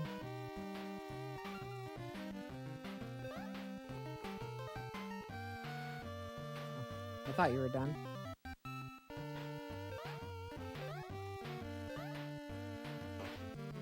Okay. Just killing them. Just killing these dead people who are in love.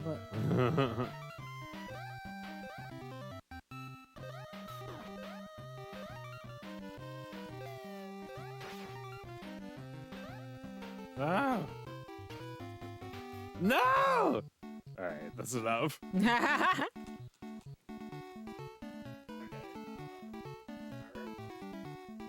Yeah, it is a little freaky how Mickey briefly like looks at you, but it's so fast you barely even see it. Like when Mickey was turning his head between Donald and Goofy, there's like 1 frame of him looking at you. Yeah. But it's really fast. Sorry about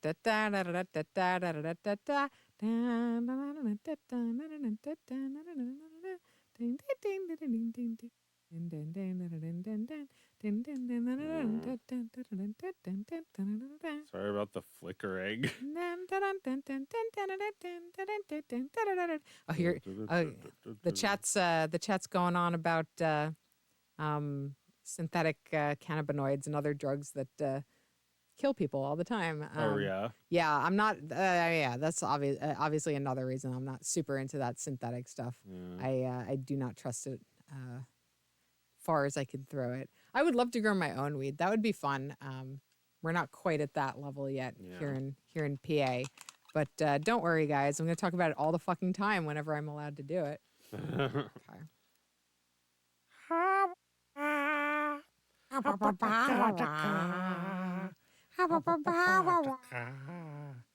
Oh, I just noticed. Oh, holy shit. I never noticed the little raccoon tail behind the number 3. Yeah, I also never noticed it until they brought that back for one of the newer games. Wow. Oh, this game. Just madly original. Yeah. Love.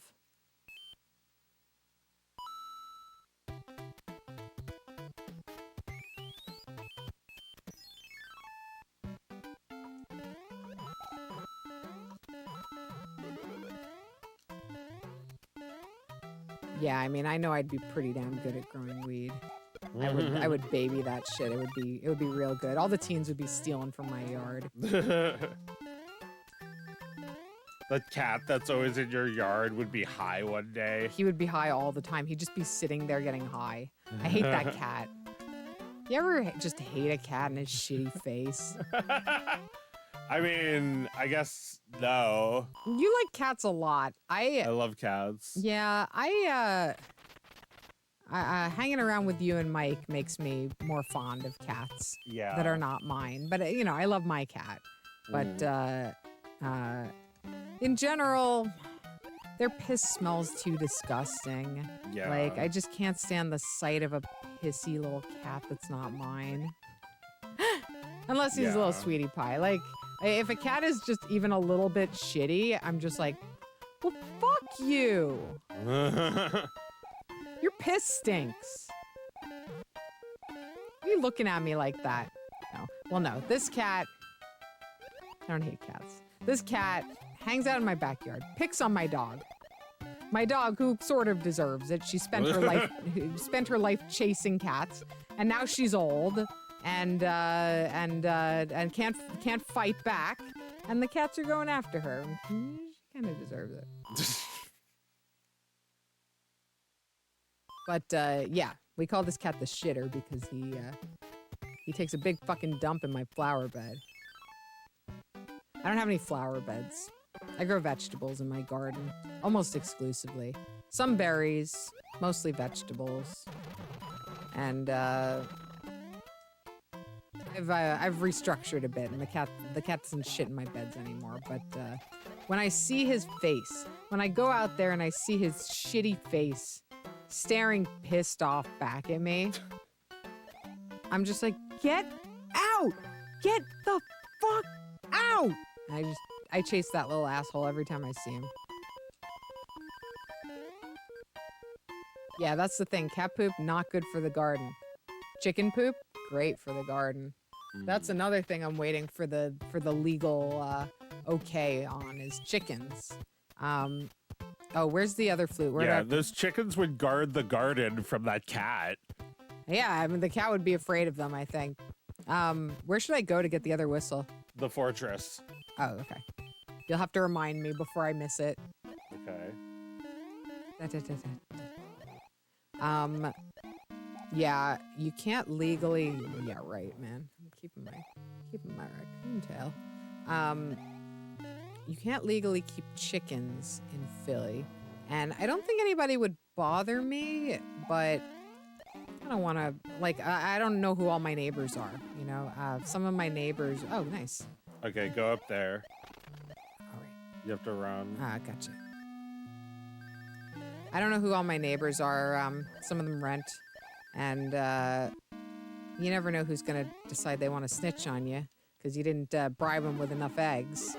And I mean, it's really the chicken who snitches on you. yeah. It's really hard to ignore. Well, not getting a rooster. No, they all do that though. The chickens did that. The hens are more like. Yes.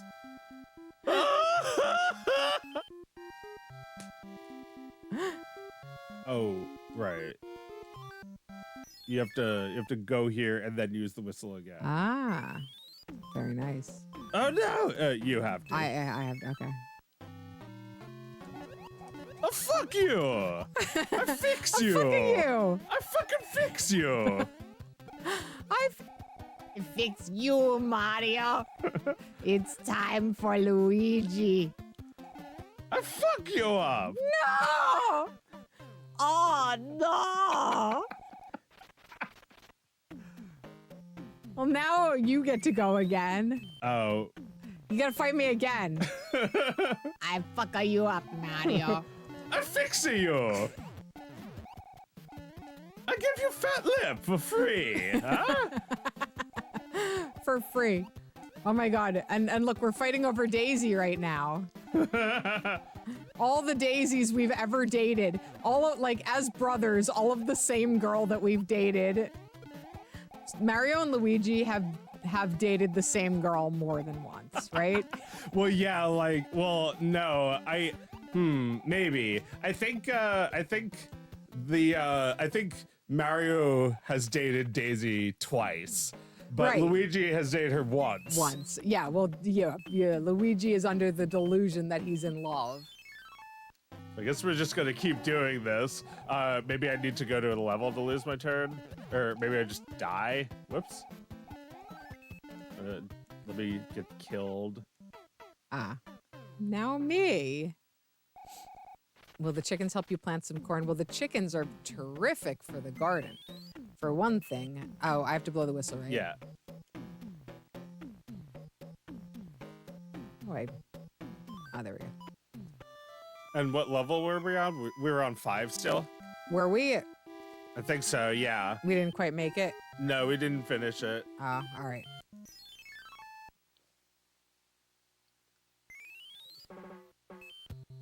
Oh, yeah.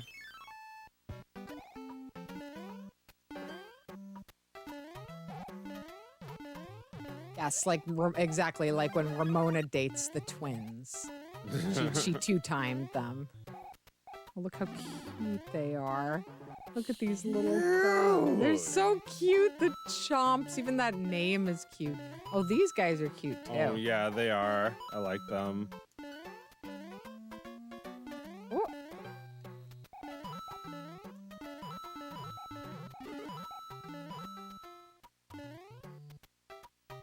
Oh no. No. I feel like I remember playing this game in black and white at some point. Did we Yeah, bring this? We had this on the motorhome. The motorhome TV was black and white. We Yeah. definitely brought this along on a motorhome drive and played it in black and white. Mm-hmm. Yeah. Chickens shit in the yard, which is great fertilizer. Terrific manure. They eat a lot of insects, so they really cut down on your pest problems. If you can keep them from pecking your tomatoes, that is. Birds peck. This is so cute. Birds peck tomatoes because they're thirsty. So you can cut down on birds pecking your tomatoes in general by putting a bird bath in your garden. Oh. Wow. That's interesting. Good to know. Isn't that cute? Well, yeah, that's great. Now we can live in peace with the birds. Yeah. We don't have to live Yeah. in fear of them like in the birds. No. And you know what happens when they drop shit in your garden? It turns into plants. Oh, yeah, that's right. It's full of seeds. A bird took a shit in my garden this year, and a pumpkin plant grew that produced no less than 5 gigantic, beautiful pumpkins. Wow.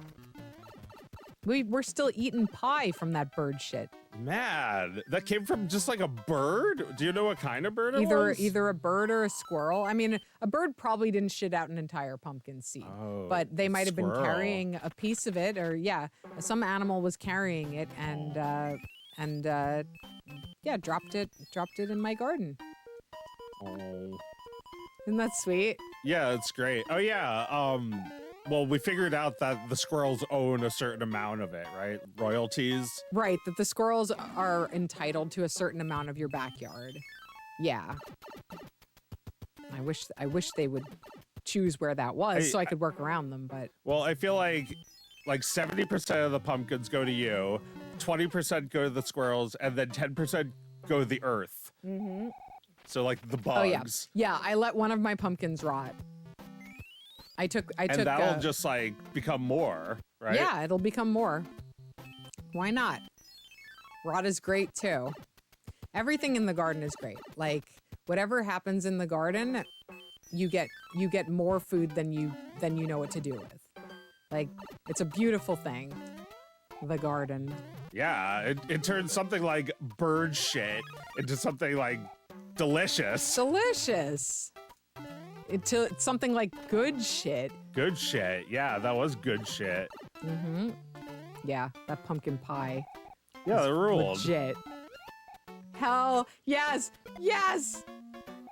Oh yeah. Shoo. Oh yeah. Shoo.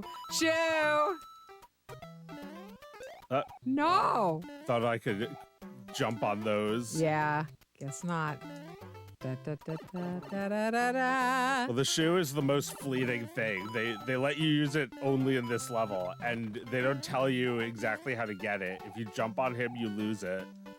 Be careful of volunteer squash in the future. No, I don't know why. What's wrong with volunteer squash?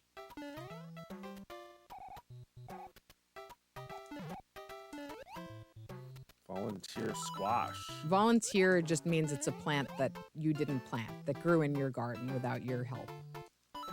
I would like to know what's wrong. Is there something going around? Nice. Yeah, is that somehow bad for you to have bird poop pumpkin? Yeah, Mushroom Mario boot is the iconic image, right? Yeah. If they're Yeah, super, he looks really comfy in there. if they're super bitter, they're likely to have concentrated cucurbitacins. So they're toxic. I see. Well, I roasted these. Before I ate this pumpkin, I roasted it, and it was quite sweet.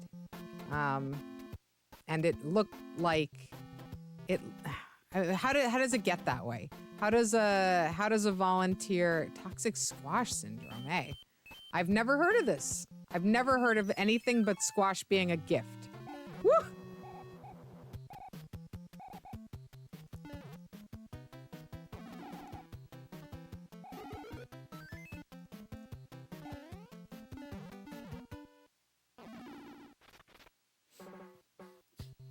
I've never heard of that before. Well, I am simply never one to turn away a volunteer plant in my garden. So I suppose next time I'll do whatever test I need to do in order to make sure it's not going to kill me or something. Well, yeah, I mean, it sounded like you did the test and it tasted sweet to you. Yeah, no, it tasted good, but I wouldn't even know to look for that. Yeah. So I guess I'll find out next time. I've never had a volunteer pumpkin before, so it was my first time even having to think about it. I had a pretty good squash year in general. I had great cucumbers. In fact, we're still eating them. I pickled a bunch of them. We're still going. And I had excellent butternut squash. We're actually still eating those too. And we've made many soups. We've been trying to get rid of them. Excellent year for the squash. I got up a new trellis system that really lets them flourish. And oh, nice. Cloud world. Normal world.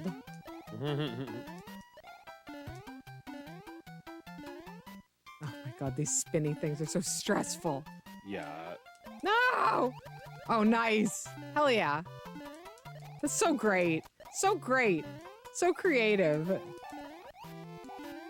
This is Mario at his most powerful. Oh, no, you don't.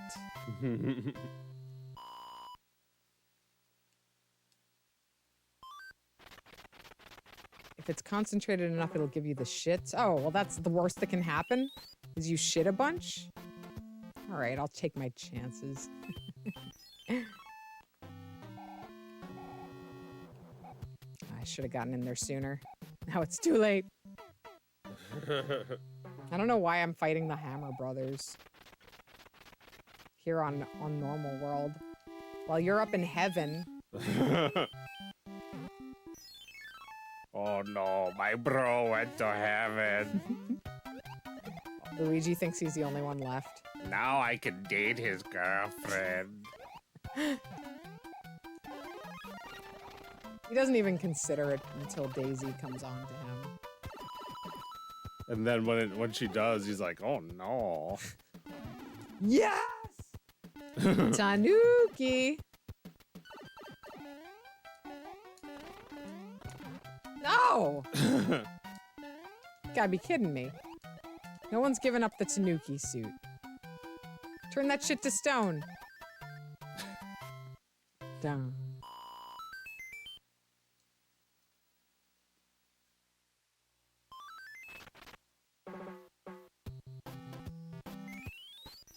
What the?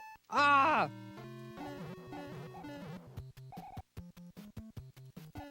That was a nasty little trick. Yes. I was trying to be in midair.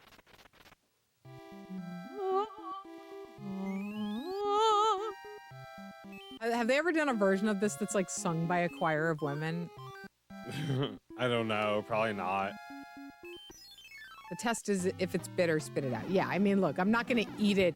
I'm not gonna eat it if it tastes bad. I'll be okay. I think I can navigate this one next year. Oh my god, this is so scary. No! Scary. Nice. Gotcha. Woohoo!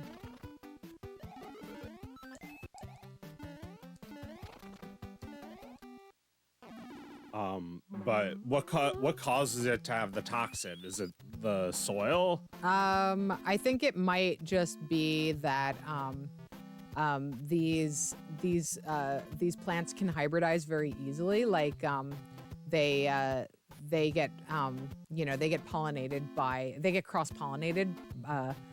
by a bee who has touched another plant, and it produces a fruit that is like a mixture of the two plants. Oh. So they're not true. which is why you can't pick an apple and plant the seeds and get a tree that will produce the same apple. You need to cut from an apple tree to get like the apple you want. What's this? Oh, it's like the tower. We both have to do it. Oh no. I hate that. Oh no. I can't even get the mushroom.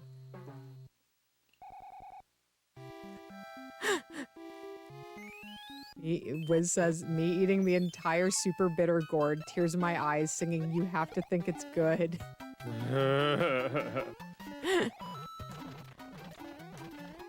You have to think it's good. It's too sad to waste it. You have to think it's good. Yeah, that's my son. I'm singing you have to think it's good to my son because I'm forcing him to eat it. Nice. That ruled. Yes. Hey, it looks like the first level, but with Tanuki. How fun. Yeah, my son has to think it's good because we grew it in the garden. I'm like, you saw it grow. That means you have to think it's good.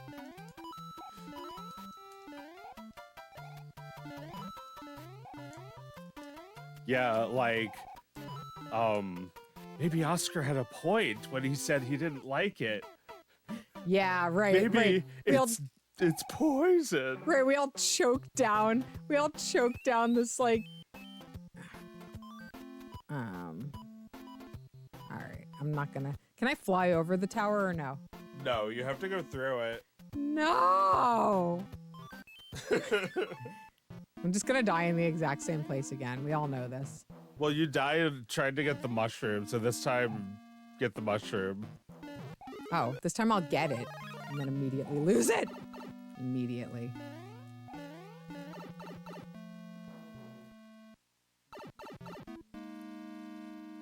I'm always playing a fortress with little Luigi. Yeah. That Wario castle with like mostly with little Mario was pretty grueling in the last game. This is so scary that you're like above ground in the white sky at a fortress. Yeah. Yeah, you're in heaven. Ah! No! Oh, I came in too hot. What should I grow this year in my garden? This is another lovely thing about January, you know, apart from clearing out the cobwebs of my bad housekeeping decisions. Figuring out what I'm gonna grow this year. What's everyone growing in their garden this year? I'm excited about my garden. Spring is so lovely. When there's no bugs yet and everything's just starting to grow, I often convince myself that the bugs are never going to come and that summer is never going to be unbearable. I think last year I had a hit of a tomato. Were you there for Dr. Witchy's?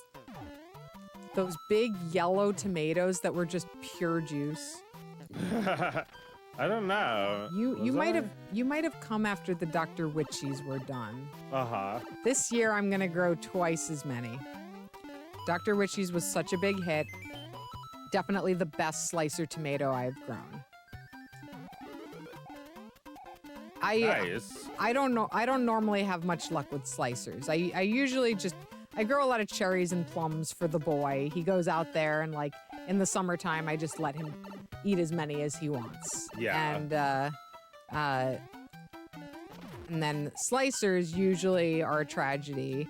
You know, they rot on the vine and they fall off too early or whatever. But this tomato, you cut into it and it's like, how is this even a solid thing? How is this like its composition is just precisely solid enough to not fall apart. It is just crisp, watery, flavorful, beautiful tomato. Oh my God. Dr. Witchies, my friends. Get into it. It's spelled like Wytch. It's like a guy. Dr. Witchy.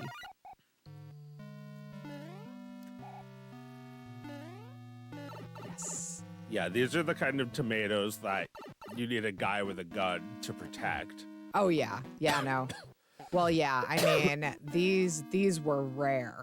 Like, not rare. They did pretty well. I just didn't grow many plants because I didn't expect to love them so much. And now I just want Dr. Witchies and no other big tomatoes. But yeah, no, they're so wonderful. If you like slicers, and even if you don't like slicers, the thing with tomatoes is that like I've never liked slicing tomatoes, and it took me until adulthood to realize that was because I had never had a tomato that had ripened on the vine and then been served directly to me. Hothouse tomatoes, the kind you get in a grocery store, are picked when they're green and ripened. They ripened in transit. Those are not tomatoes. They're also bred for pest resistance and highest productivity. They are not bred for flavor. And a truly delicate, delicious tomato does not travel well either. So all the things that tomatoes are bred for are things that have nothing to do with deliciousness. A true tomato must be grown in your garden. This I believe. Yeah, when I was living with Mom, we would grow tomatoes, and it's always better than a store-bought tomato. So much better. So fucking good. Tomatoes are great. They are. They're really like they're like a fine delicacy when you grow them. Yeah.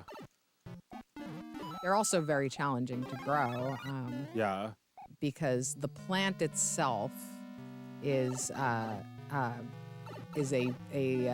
crawling. I mean, I guess there are determinate tomato bushes that don't do this, but oh right, you annoying. Come on down. Ah! Don't come down like that. Yeah, this guy's not scary. Yeah, they're very thirsty.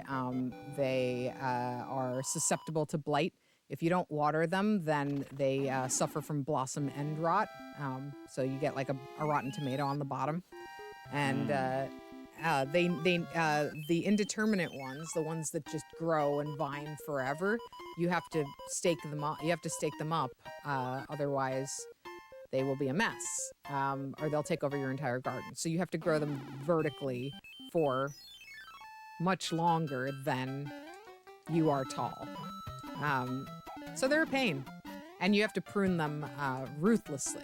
So you have to cut off like a third of the plant every time you prune it, just to promote the kind of growth that the plant will be able to withstand. Oh, you're going for that lockatoo. Oh.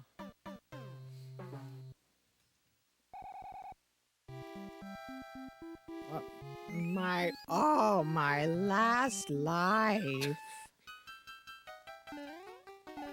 Oh, do I have to face off against that lockatoo you just...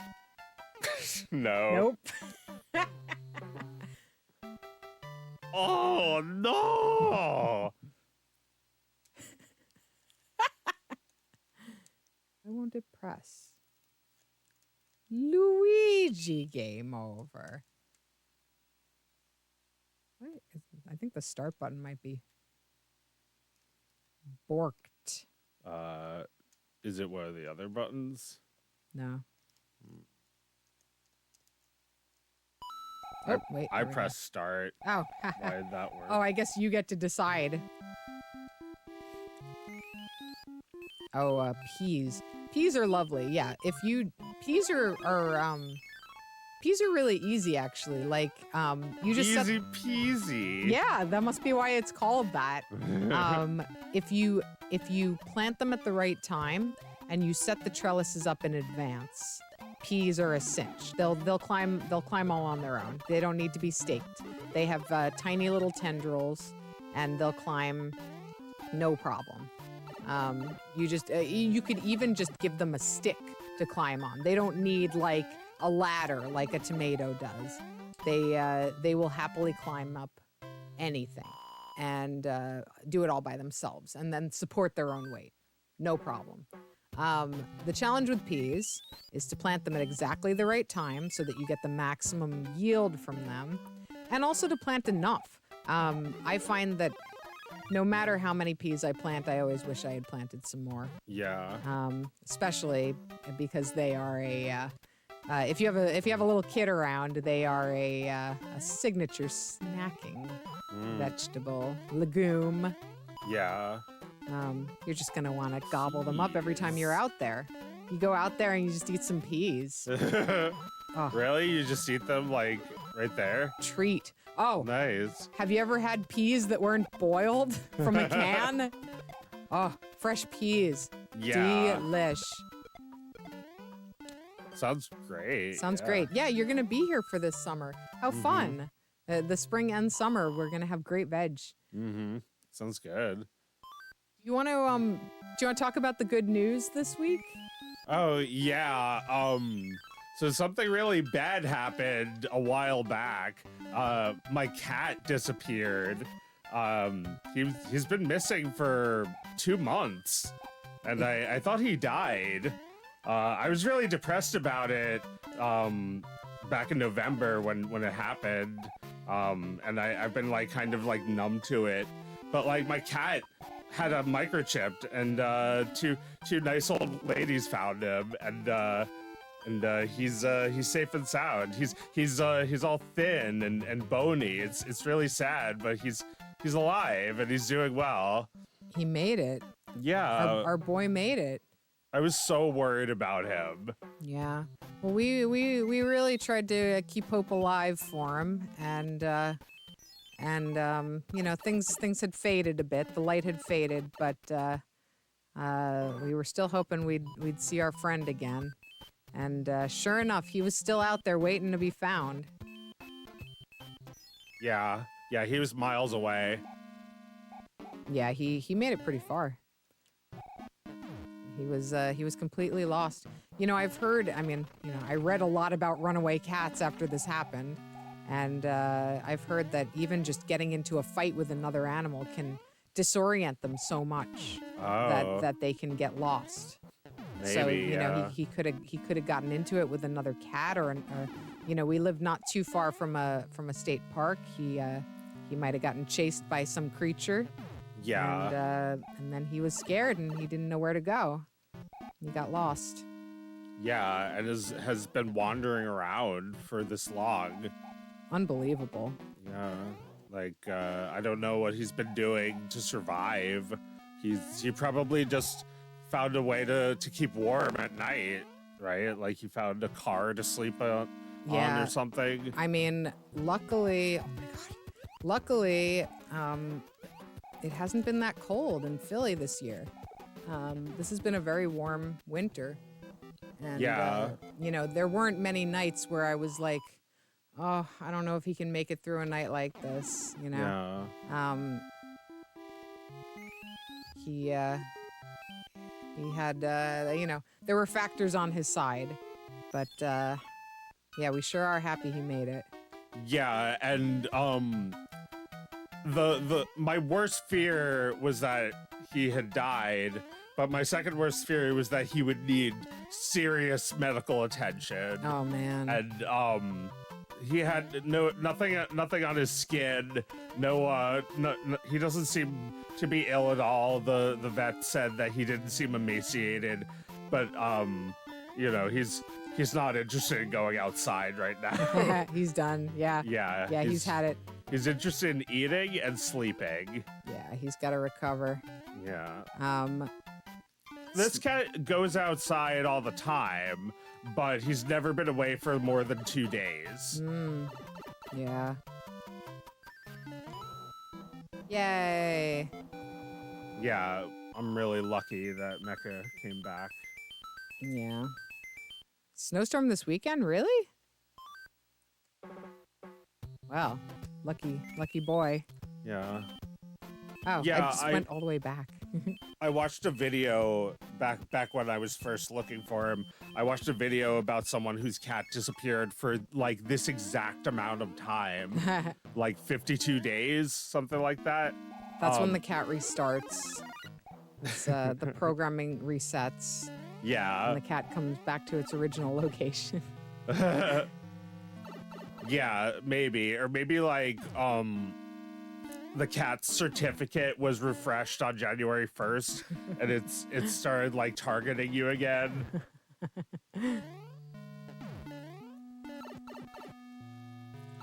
But yeah, like if you hadn't told me to update, make sure the microchip was updated with my phone number, then we wouldn't have found him. Oh wow. Yeah, it was a concerted effort. We were all pooling our you know, our what little control we had over the situation and trying to get him back. So I'm glad that did something. Yeah.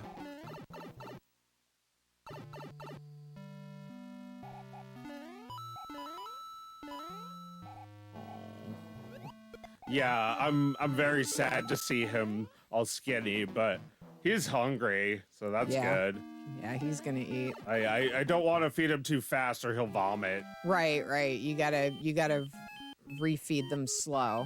Oh man, we're working on the castle right now. Oh, he was such a chubby boy before. He wasn't fat. He'd lost like a little weight, but he was, you know, he was pretty thick. He's a neutered tomcat. Yeah. Yeah, he's thick.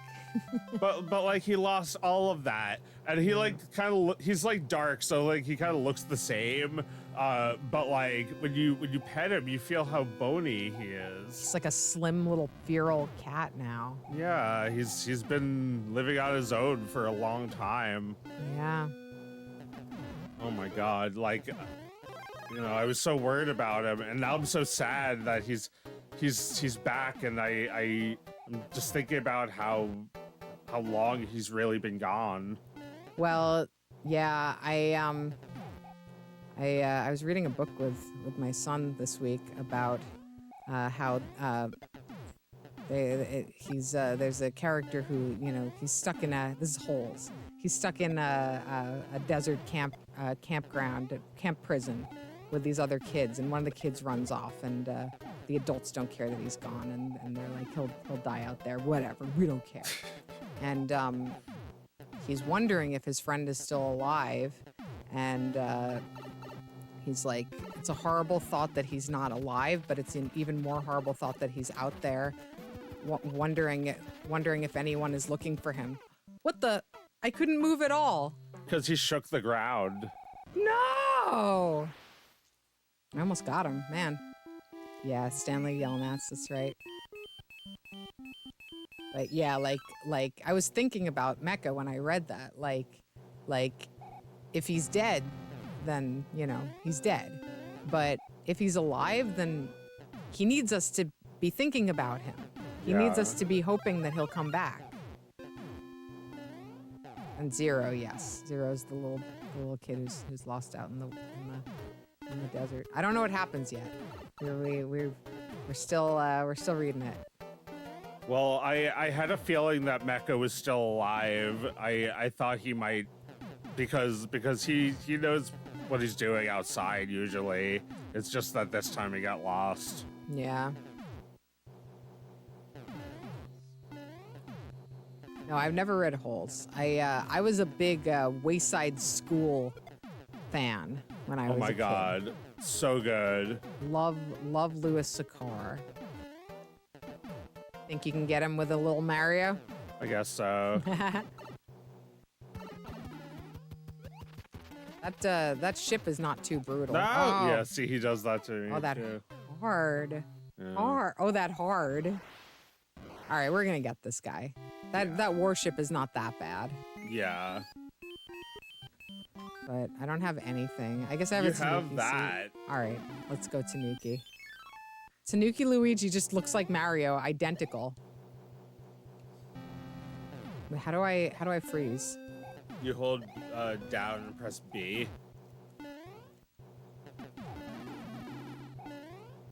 Come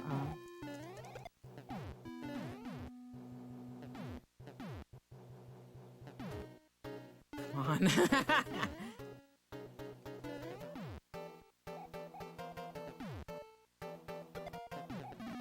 No.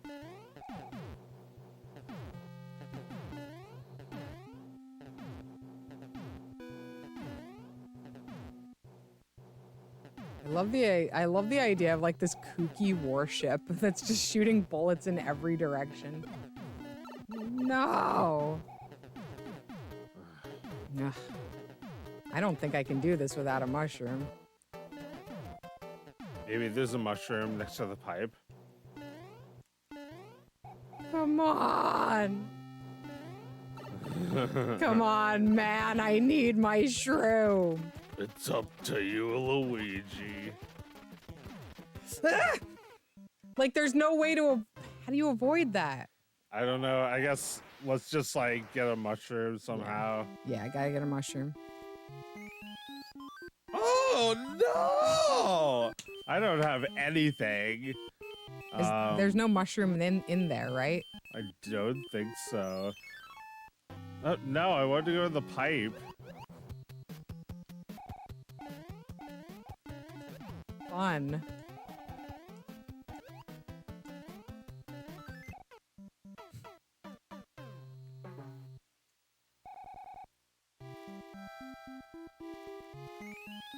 So we're getting towards... Oh, we're almost at 11 o'clock. Let's see if we can get through this castle. But, hope is dimming on that. I mean, I suppose I could play a level and try and get a mushroom. Can't really think of much else. Let's try. Oop, yeah, let's try. What should, okay, what should we talk about at the end of the show? We got any heroes and villains?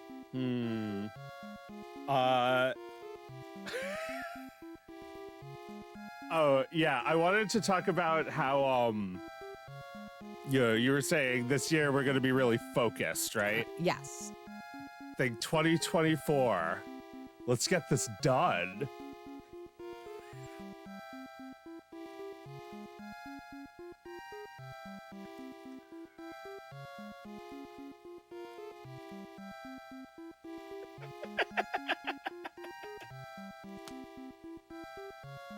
Yes, that's what I want to talk about.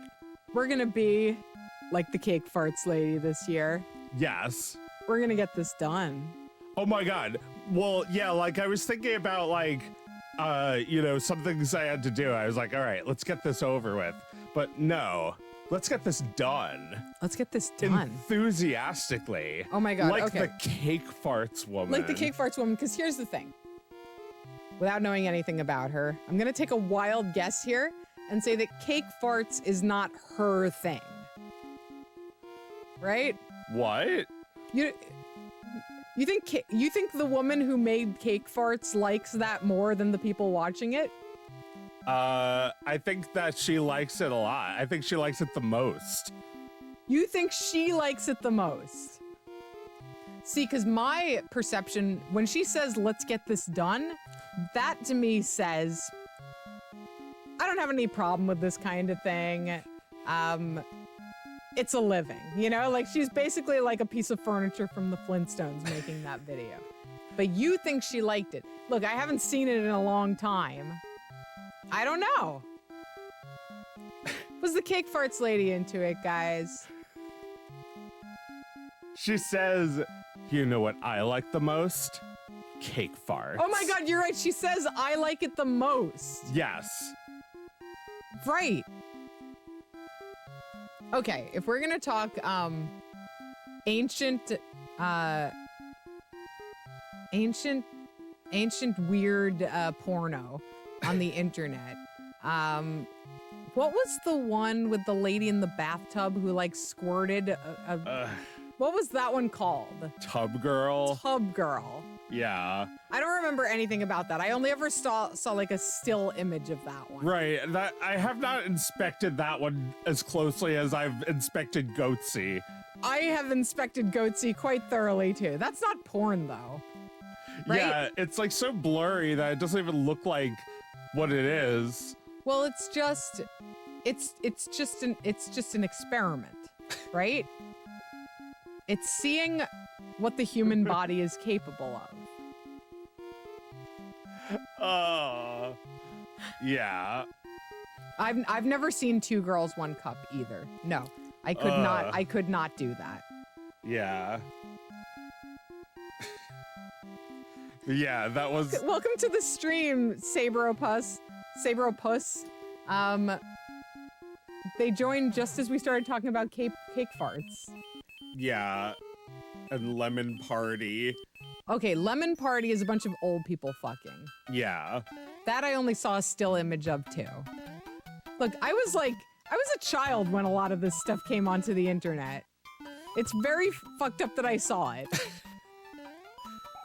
Yeah, I was like on SA when I was 15. Yes, if you were a child posting on SA, you were going to be exposed to all of the weird porn that I relied on it for so many things. Oh my god, that Flash cartoon. That is that ungoogleable, or do you think you could find that pretty fast? I archived that on the cool.tube.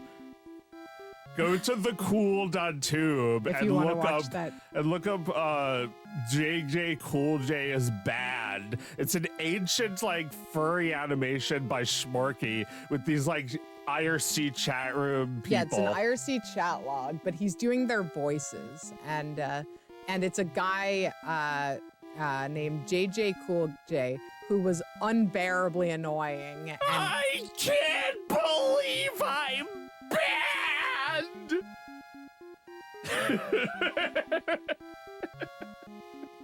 It's an internet forum.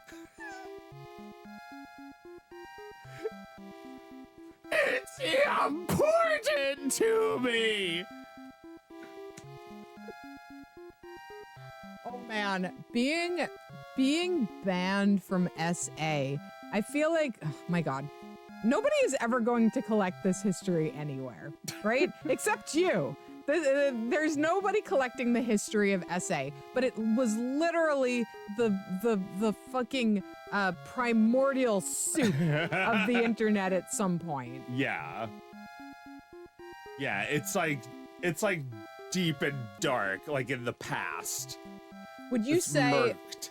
What was that? It's like murky now. Yes. What SA really was. Would you say Lotax is more of a Thingus hero or villain? Oh man. Well, he was certainly a villain to a lot of people in his life. Yes. I'm you know, I'm not sure if it was like I'm not sure if it was everyone who hated his guts. I know Fragmaster didn't, but like he also had lost touch with him over the years. Yeah, Fragmaster had a very limited idea of Lotax compared to, say, his many wives and mothers of his children, who he roundly mistreated. What about the forum? I mean, it seems like ultimately he was not really friends with any of the people on his forum. He felt betrayed by all the people on his forum, who ultimately felt like they didn't need him to have a community together. Well, yeah, like it seems like, you know, he treated his family kind of shittily the same way he treated his users, right? Yeah. Like he couldn't take it anymore and he ended his life. Well, but also like he sold the site after basically, I guess, like giving up on it. He sold it for very little money, right? It was like $100,000 or something. I think it was like 300. It's still not very much. Yeah, like not enough for a guy with children and probably some addictions.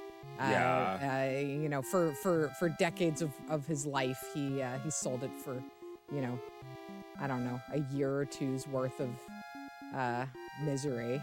It's like half of a mortgage. Yeah. Like he's like basically like years ago he was offered like $10 million by someone. He told them Yes. to go fuck themselves. Yep. I mean, yeah, that's the story. That's the story of the internet, right? That websites are very briefly worth something, and then that money just sort of disappears. Were cool ones, no longer.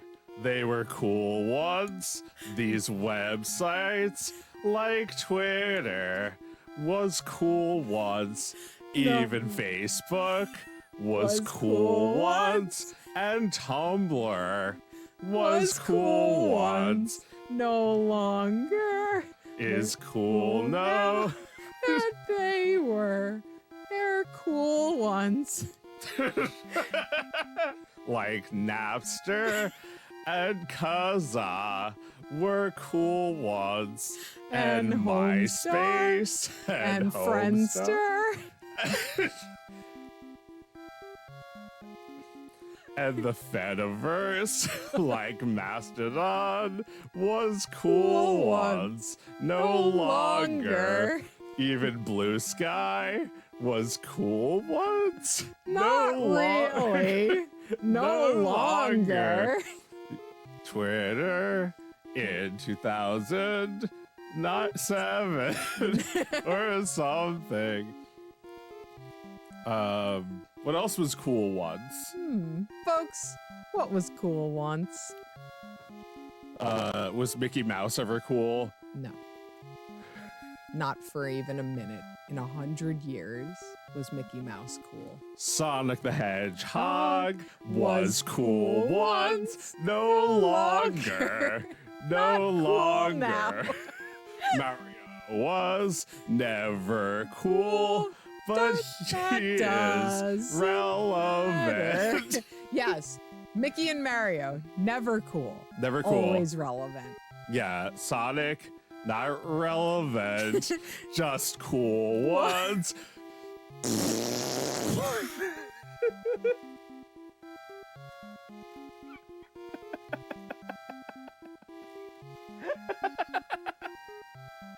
There's nothing more uncool. Kids, there's nothing cooler than being cool once.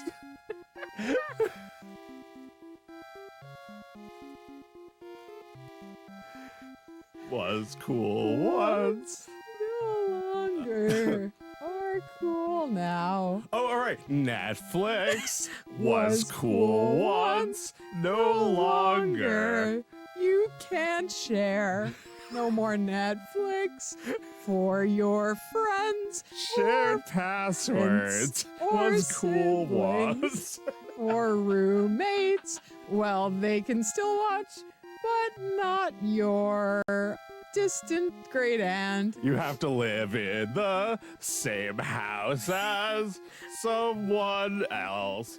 That was cool once. You could just share passwords. Now you can't. Netflix once was cool What? once.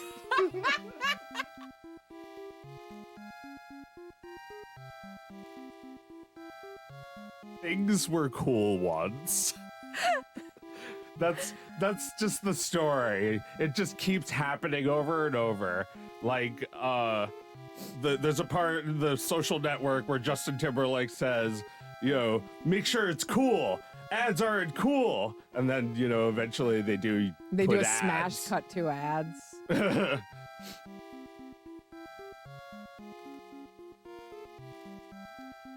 The song Something is awful was cool once. So was low tax. Now he's dead and he's not cool. He sold the whole site for half of a mortgage. Was cool once. Is cool now. It's a very reflective sort of song of a fonder time Yeah. when one was cool. Things were cool once. I mean, maybe in heaven, things are cool once again. Heaven. That's how we started this episode. Singing about heaven Yeah. being a place where nothing ever happens. No one ever posts in heaven. No. Everybody goes to the same website and posts exactly the same.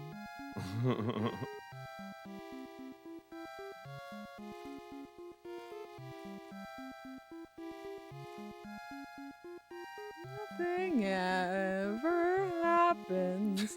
No, heaven is a place where nothing ever happens.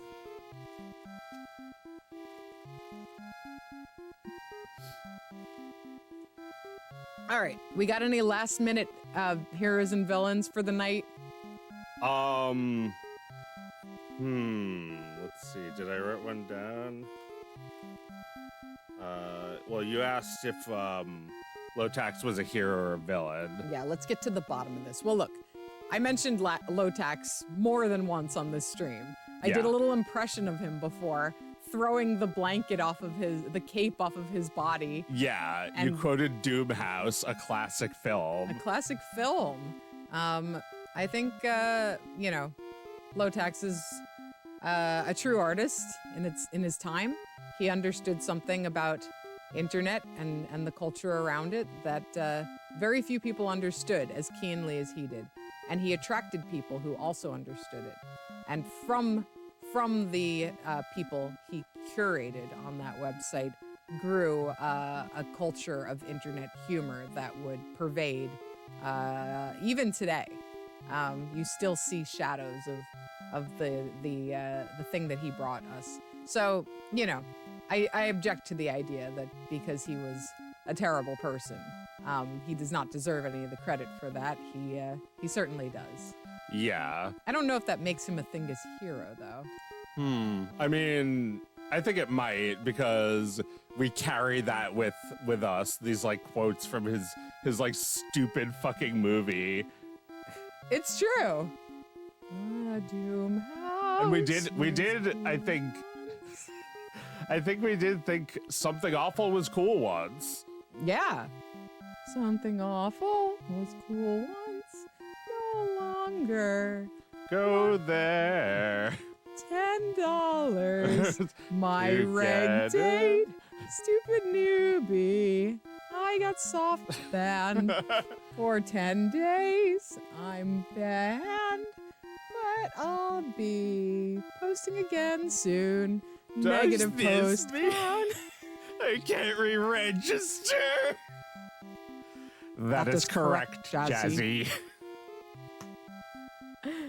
Bad guy Thingus hero. That is a classification all its own. We probably got a couple of those. I mean, Schmorky. Yeah, Schmork. Well, yeah. We don't know what happened to old Schmork. Yeah. But probably a Thingus hero, right? Yeah. Wherever you are, Schmorky. Hope you're being okay. What about villains? I mean, villains.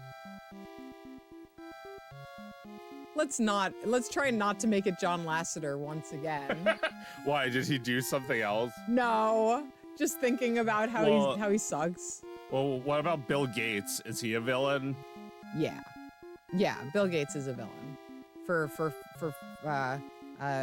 forcing a shitty product down all of our throats. Yeah. For decades. I feel like Windows is the I feel like it's sort of the origin of all the shitty like software that serves you ads and collects information from you and Yeah. just generally preys on you more than it helps you. Yeah, that's been the Windows mission statement for a while. U.S. copyright law villain, absolutely. Yeah, Mickey should have been public domain a long time ago. Yeah. It's corny and embarrassing because it's so late to come. Things used to fall into the public domain in people's lifetimes all the time, right? it's only fairly recently that these copyrights extend more than like 45 years, something like that. Yeah, I think it was like 25 years with a 25-year extension or something like that. Or I think I read 52 or 56 years somewhere. I mean, certainly like the Mickey Mouse story has made everybody a newfound expert on the topic. We've all learned so much. Yeah. Yeah. Gabby's kind of shaking her head right now, saying it's all more complicated than we're laying it out.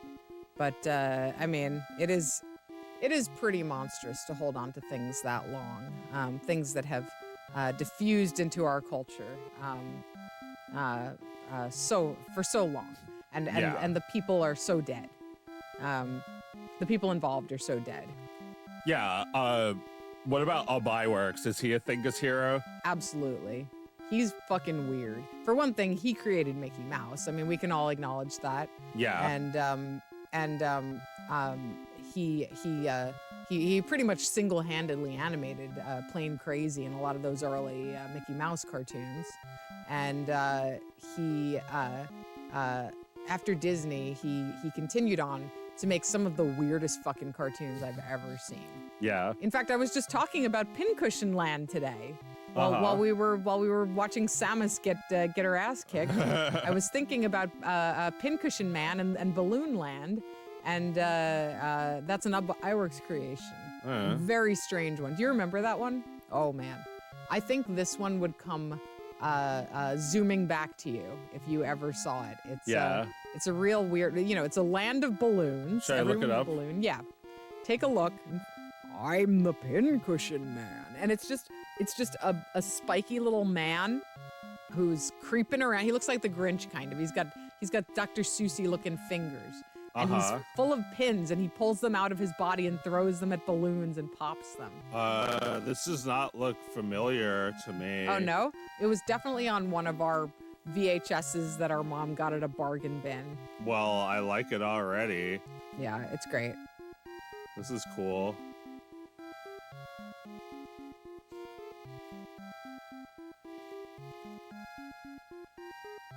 Yeah, Anyway, so Ub's a good guy in my book. A real talent at the very, very dawn of animation, and did not get his due. Even though he ended up working with Disney for a long time, he did not get his due. He's sort of a cult hero. He's like this is like so overplayed now, but like the way Tesla used to look next to Einstein, next to Edison. yeah, He's the guy who lost and died poor. yeah, That's Ub compared to Walt. yeah. So yeah, Thingus hero for sure. On the bright side, copyright reform meant you no longer had to register to have the copyright. That's true. When I realized that all I had to do was make a website, and that was enough evidence. My files were dated. It was enough evidence that I owned something. As a teenager, I felt pretty good knowing that. Any final thoughts before we call it a night?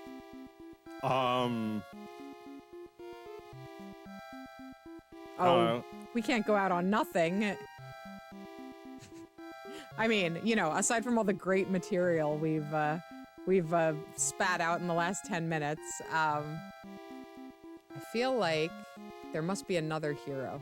Let's give a big Thingus hero honor to those two little old ladies who found Mecca. Yeah. Thanks, gals. Those people are my hero. And Mecca is my hero too. Yeah, he made it out there. Our heroes. Not in heaven yet. No. Still fighting. No, but he did go on a holy mission, I think. I feel like he went on a pilgrimage. Yes. He went to Mecca and came back. I mean, I hope he did. I hope he found exactly what he was looking for out there. Yeah, he found enlightenment. He weighs like nothing. He has nothing. Oh, yeah, he came back without his little white flea collar. So he was nude. His one possession. Yeah, He he's like lost it. Diogenes. He says, I don't need this anymore. Oh, he's gonna be fat and happy soon. Mm-hmm. All right. Thanks for watching, everyone. See you next time. Why was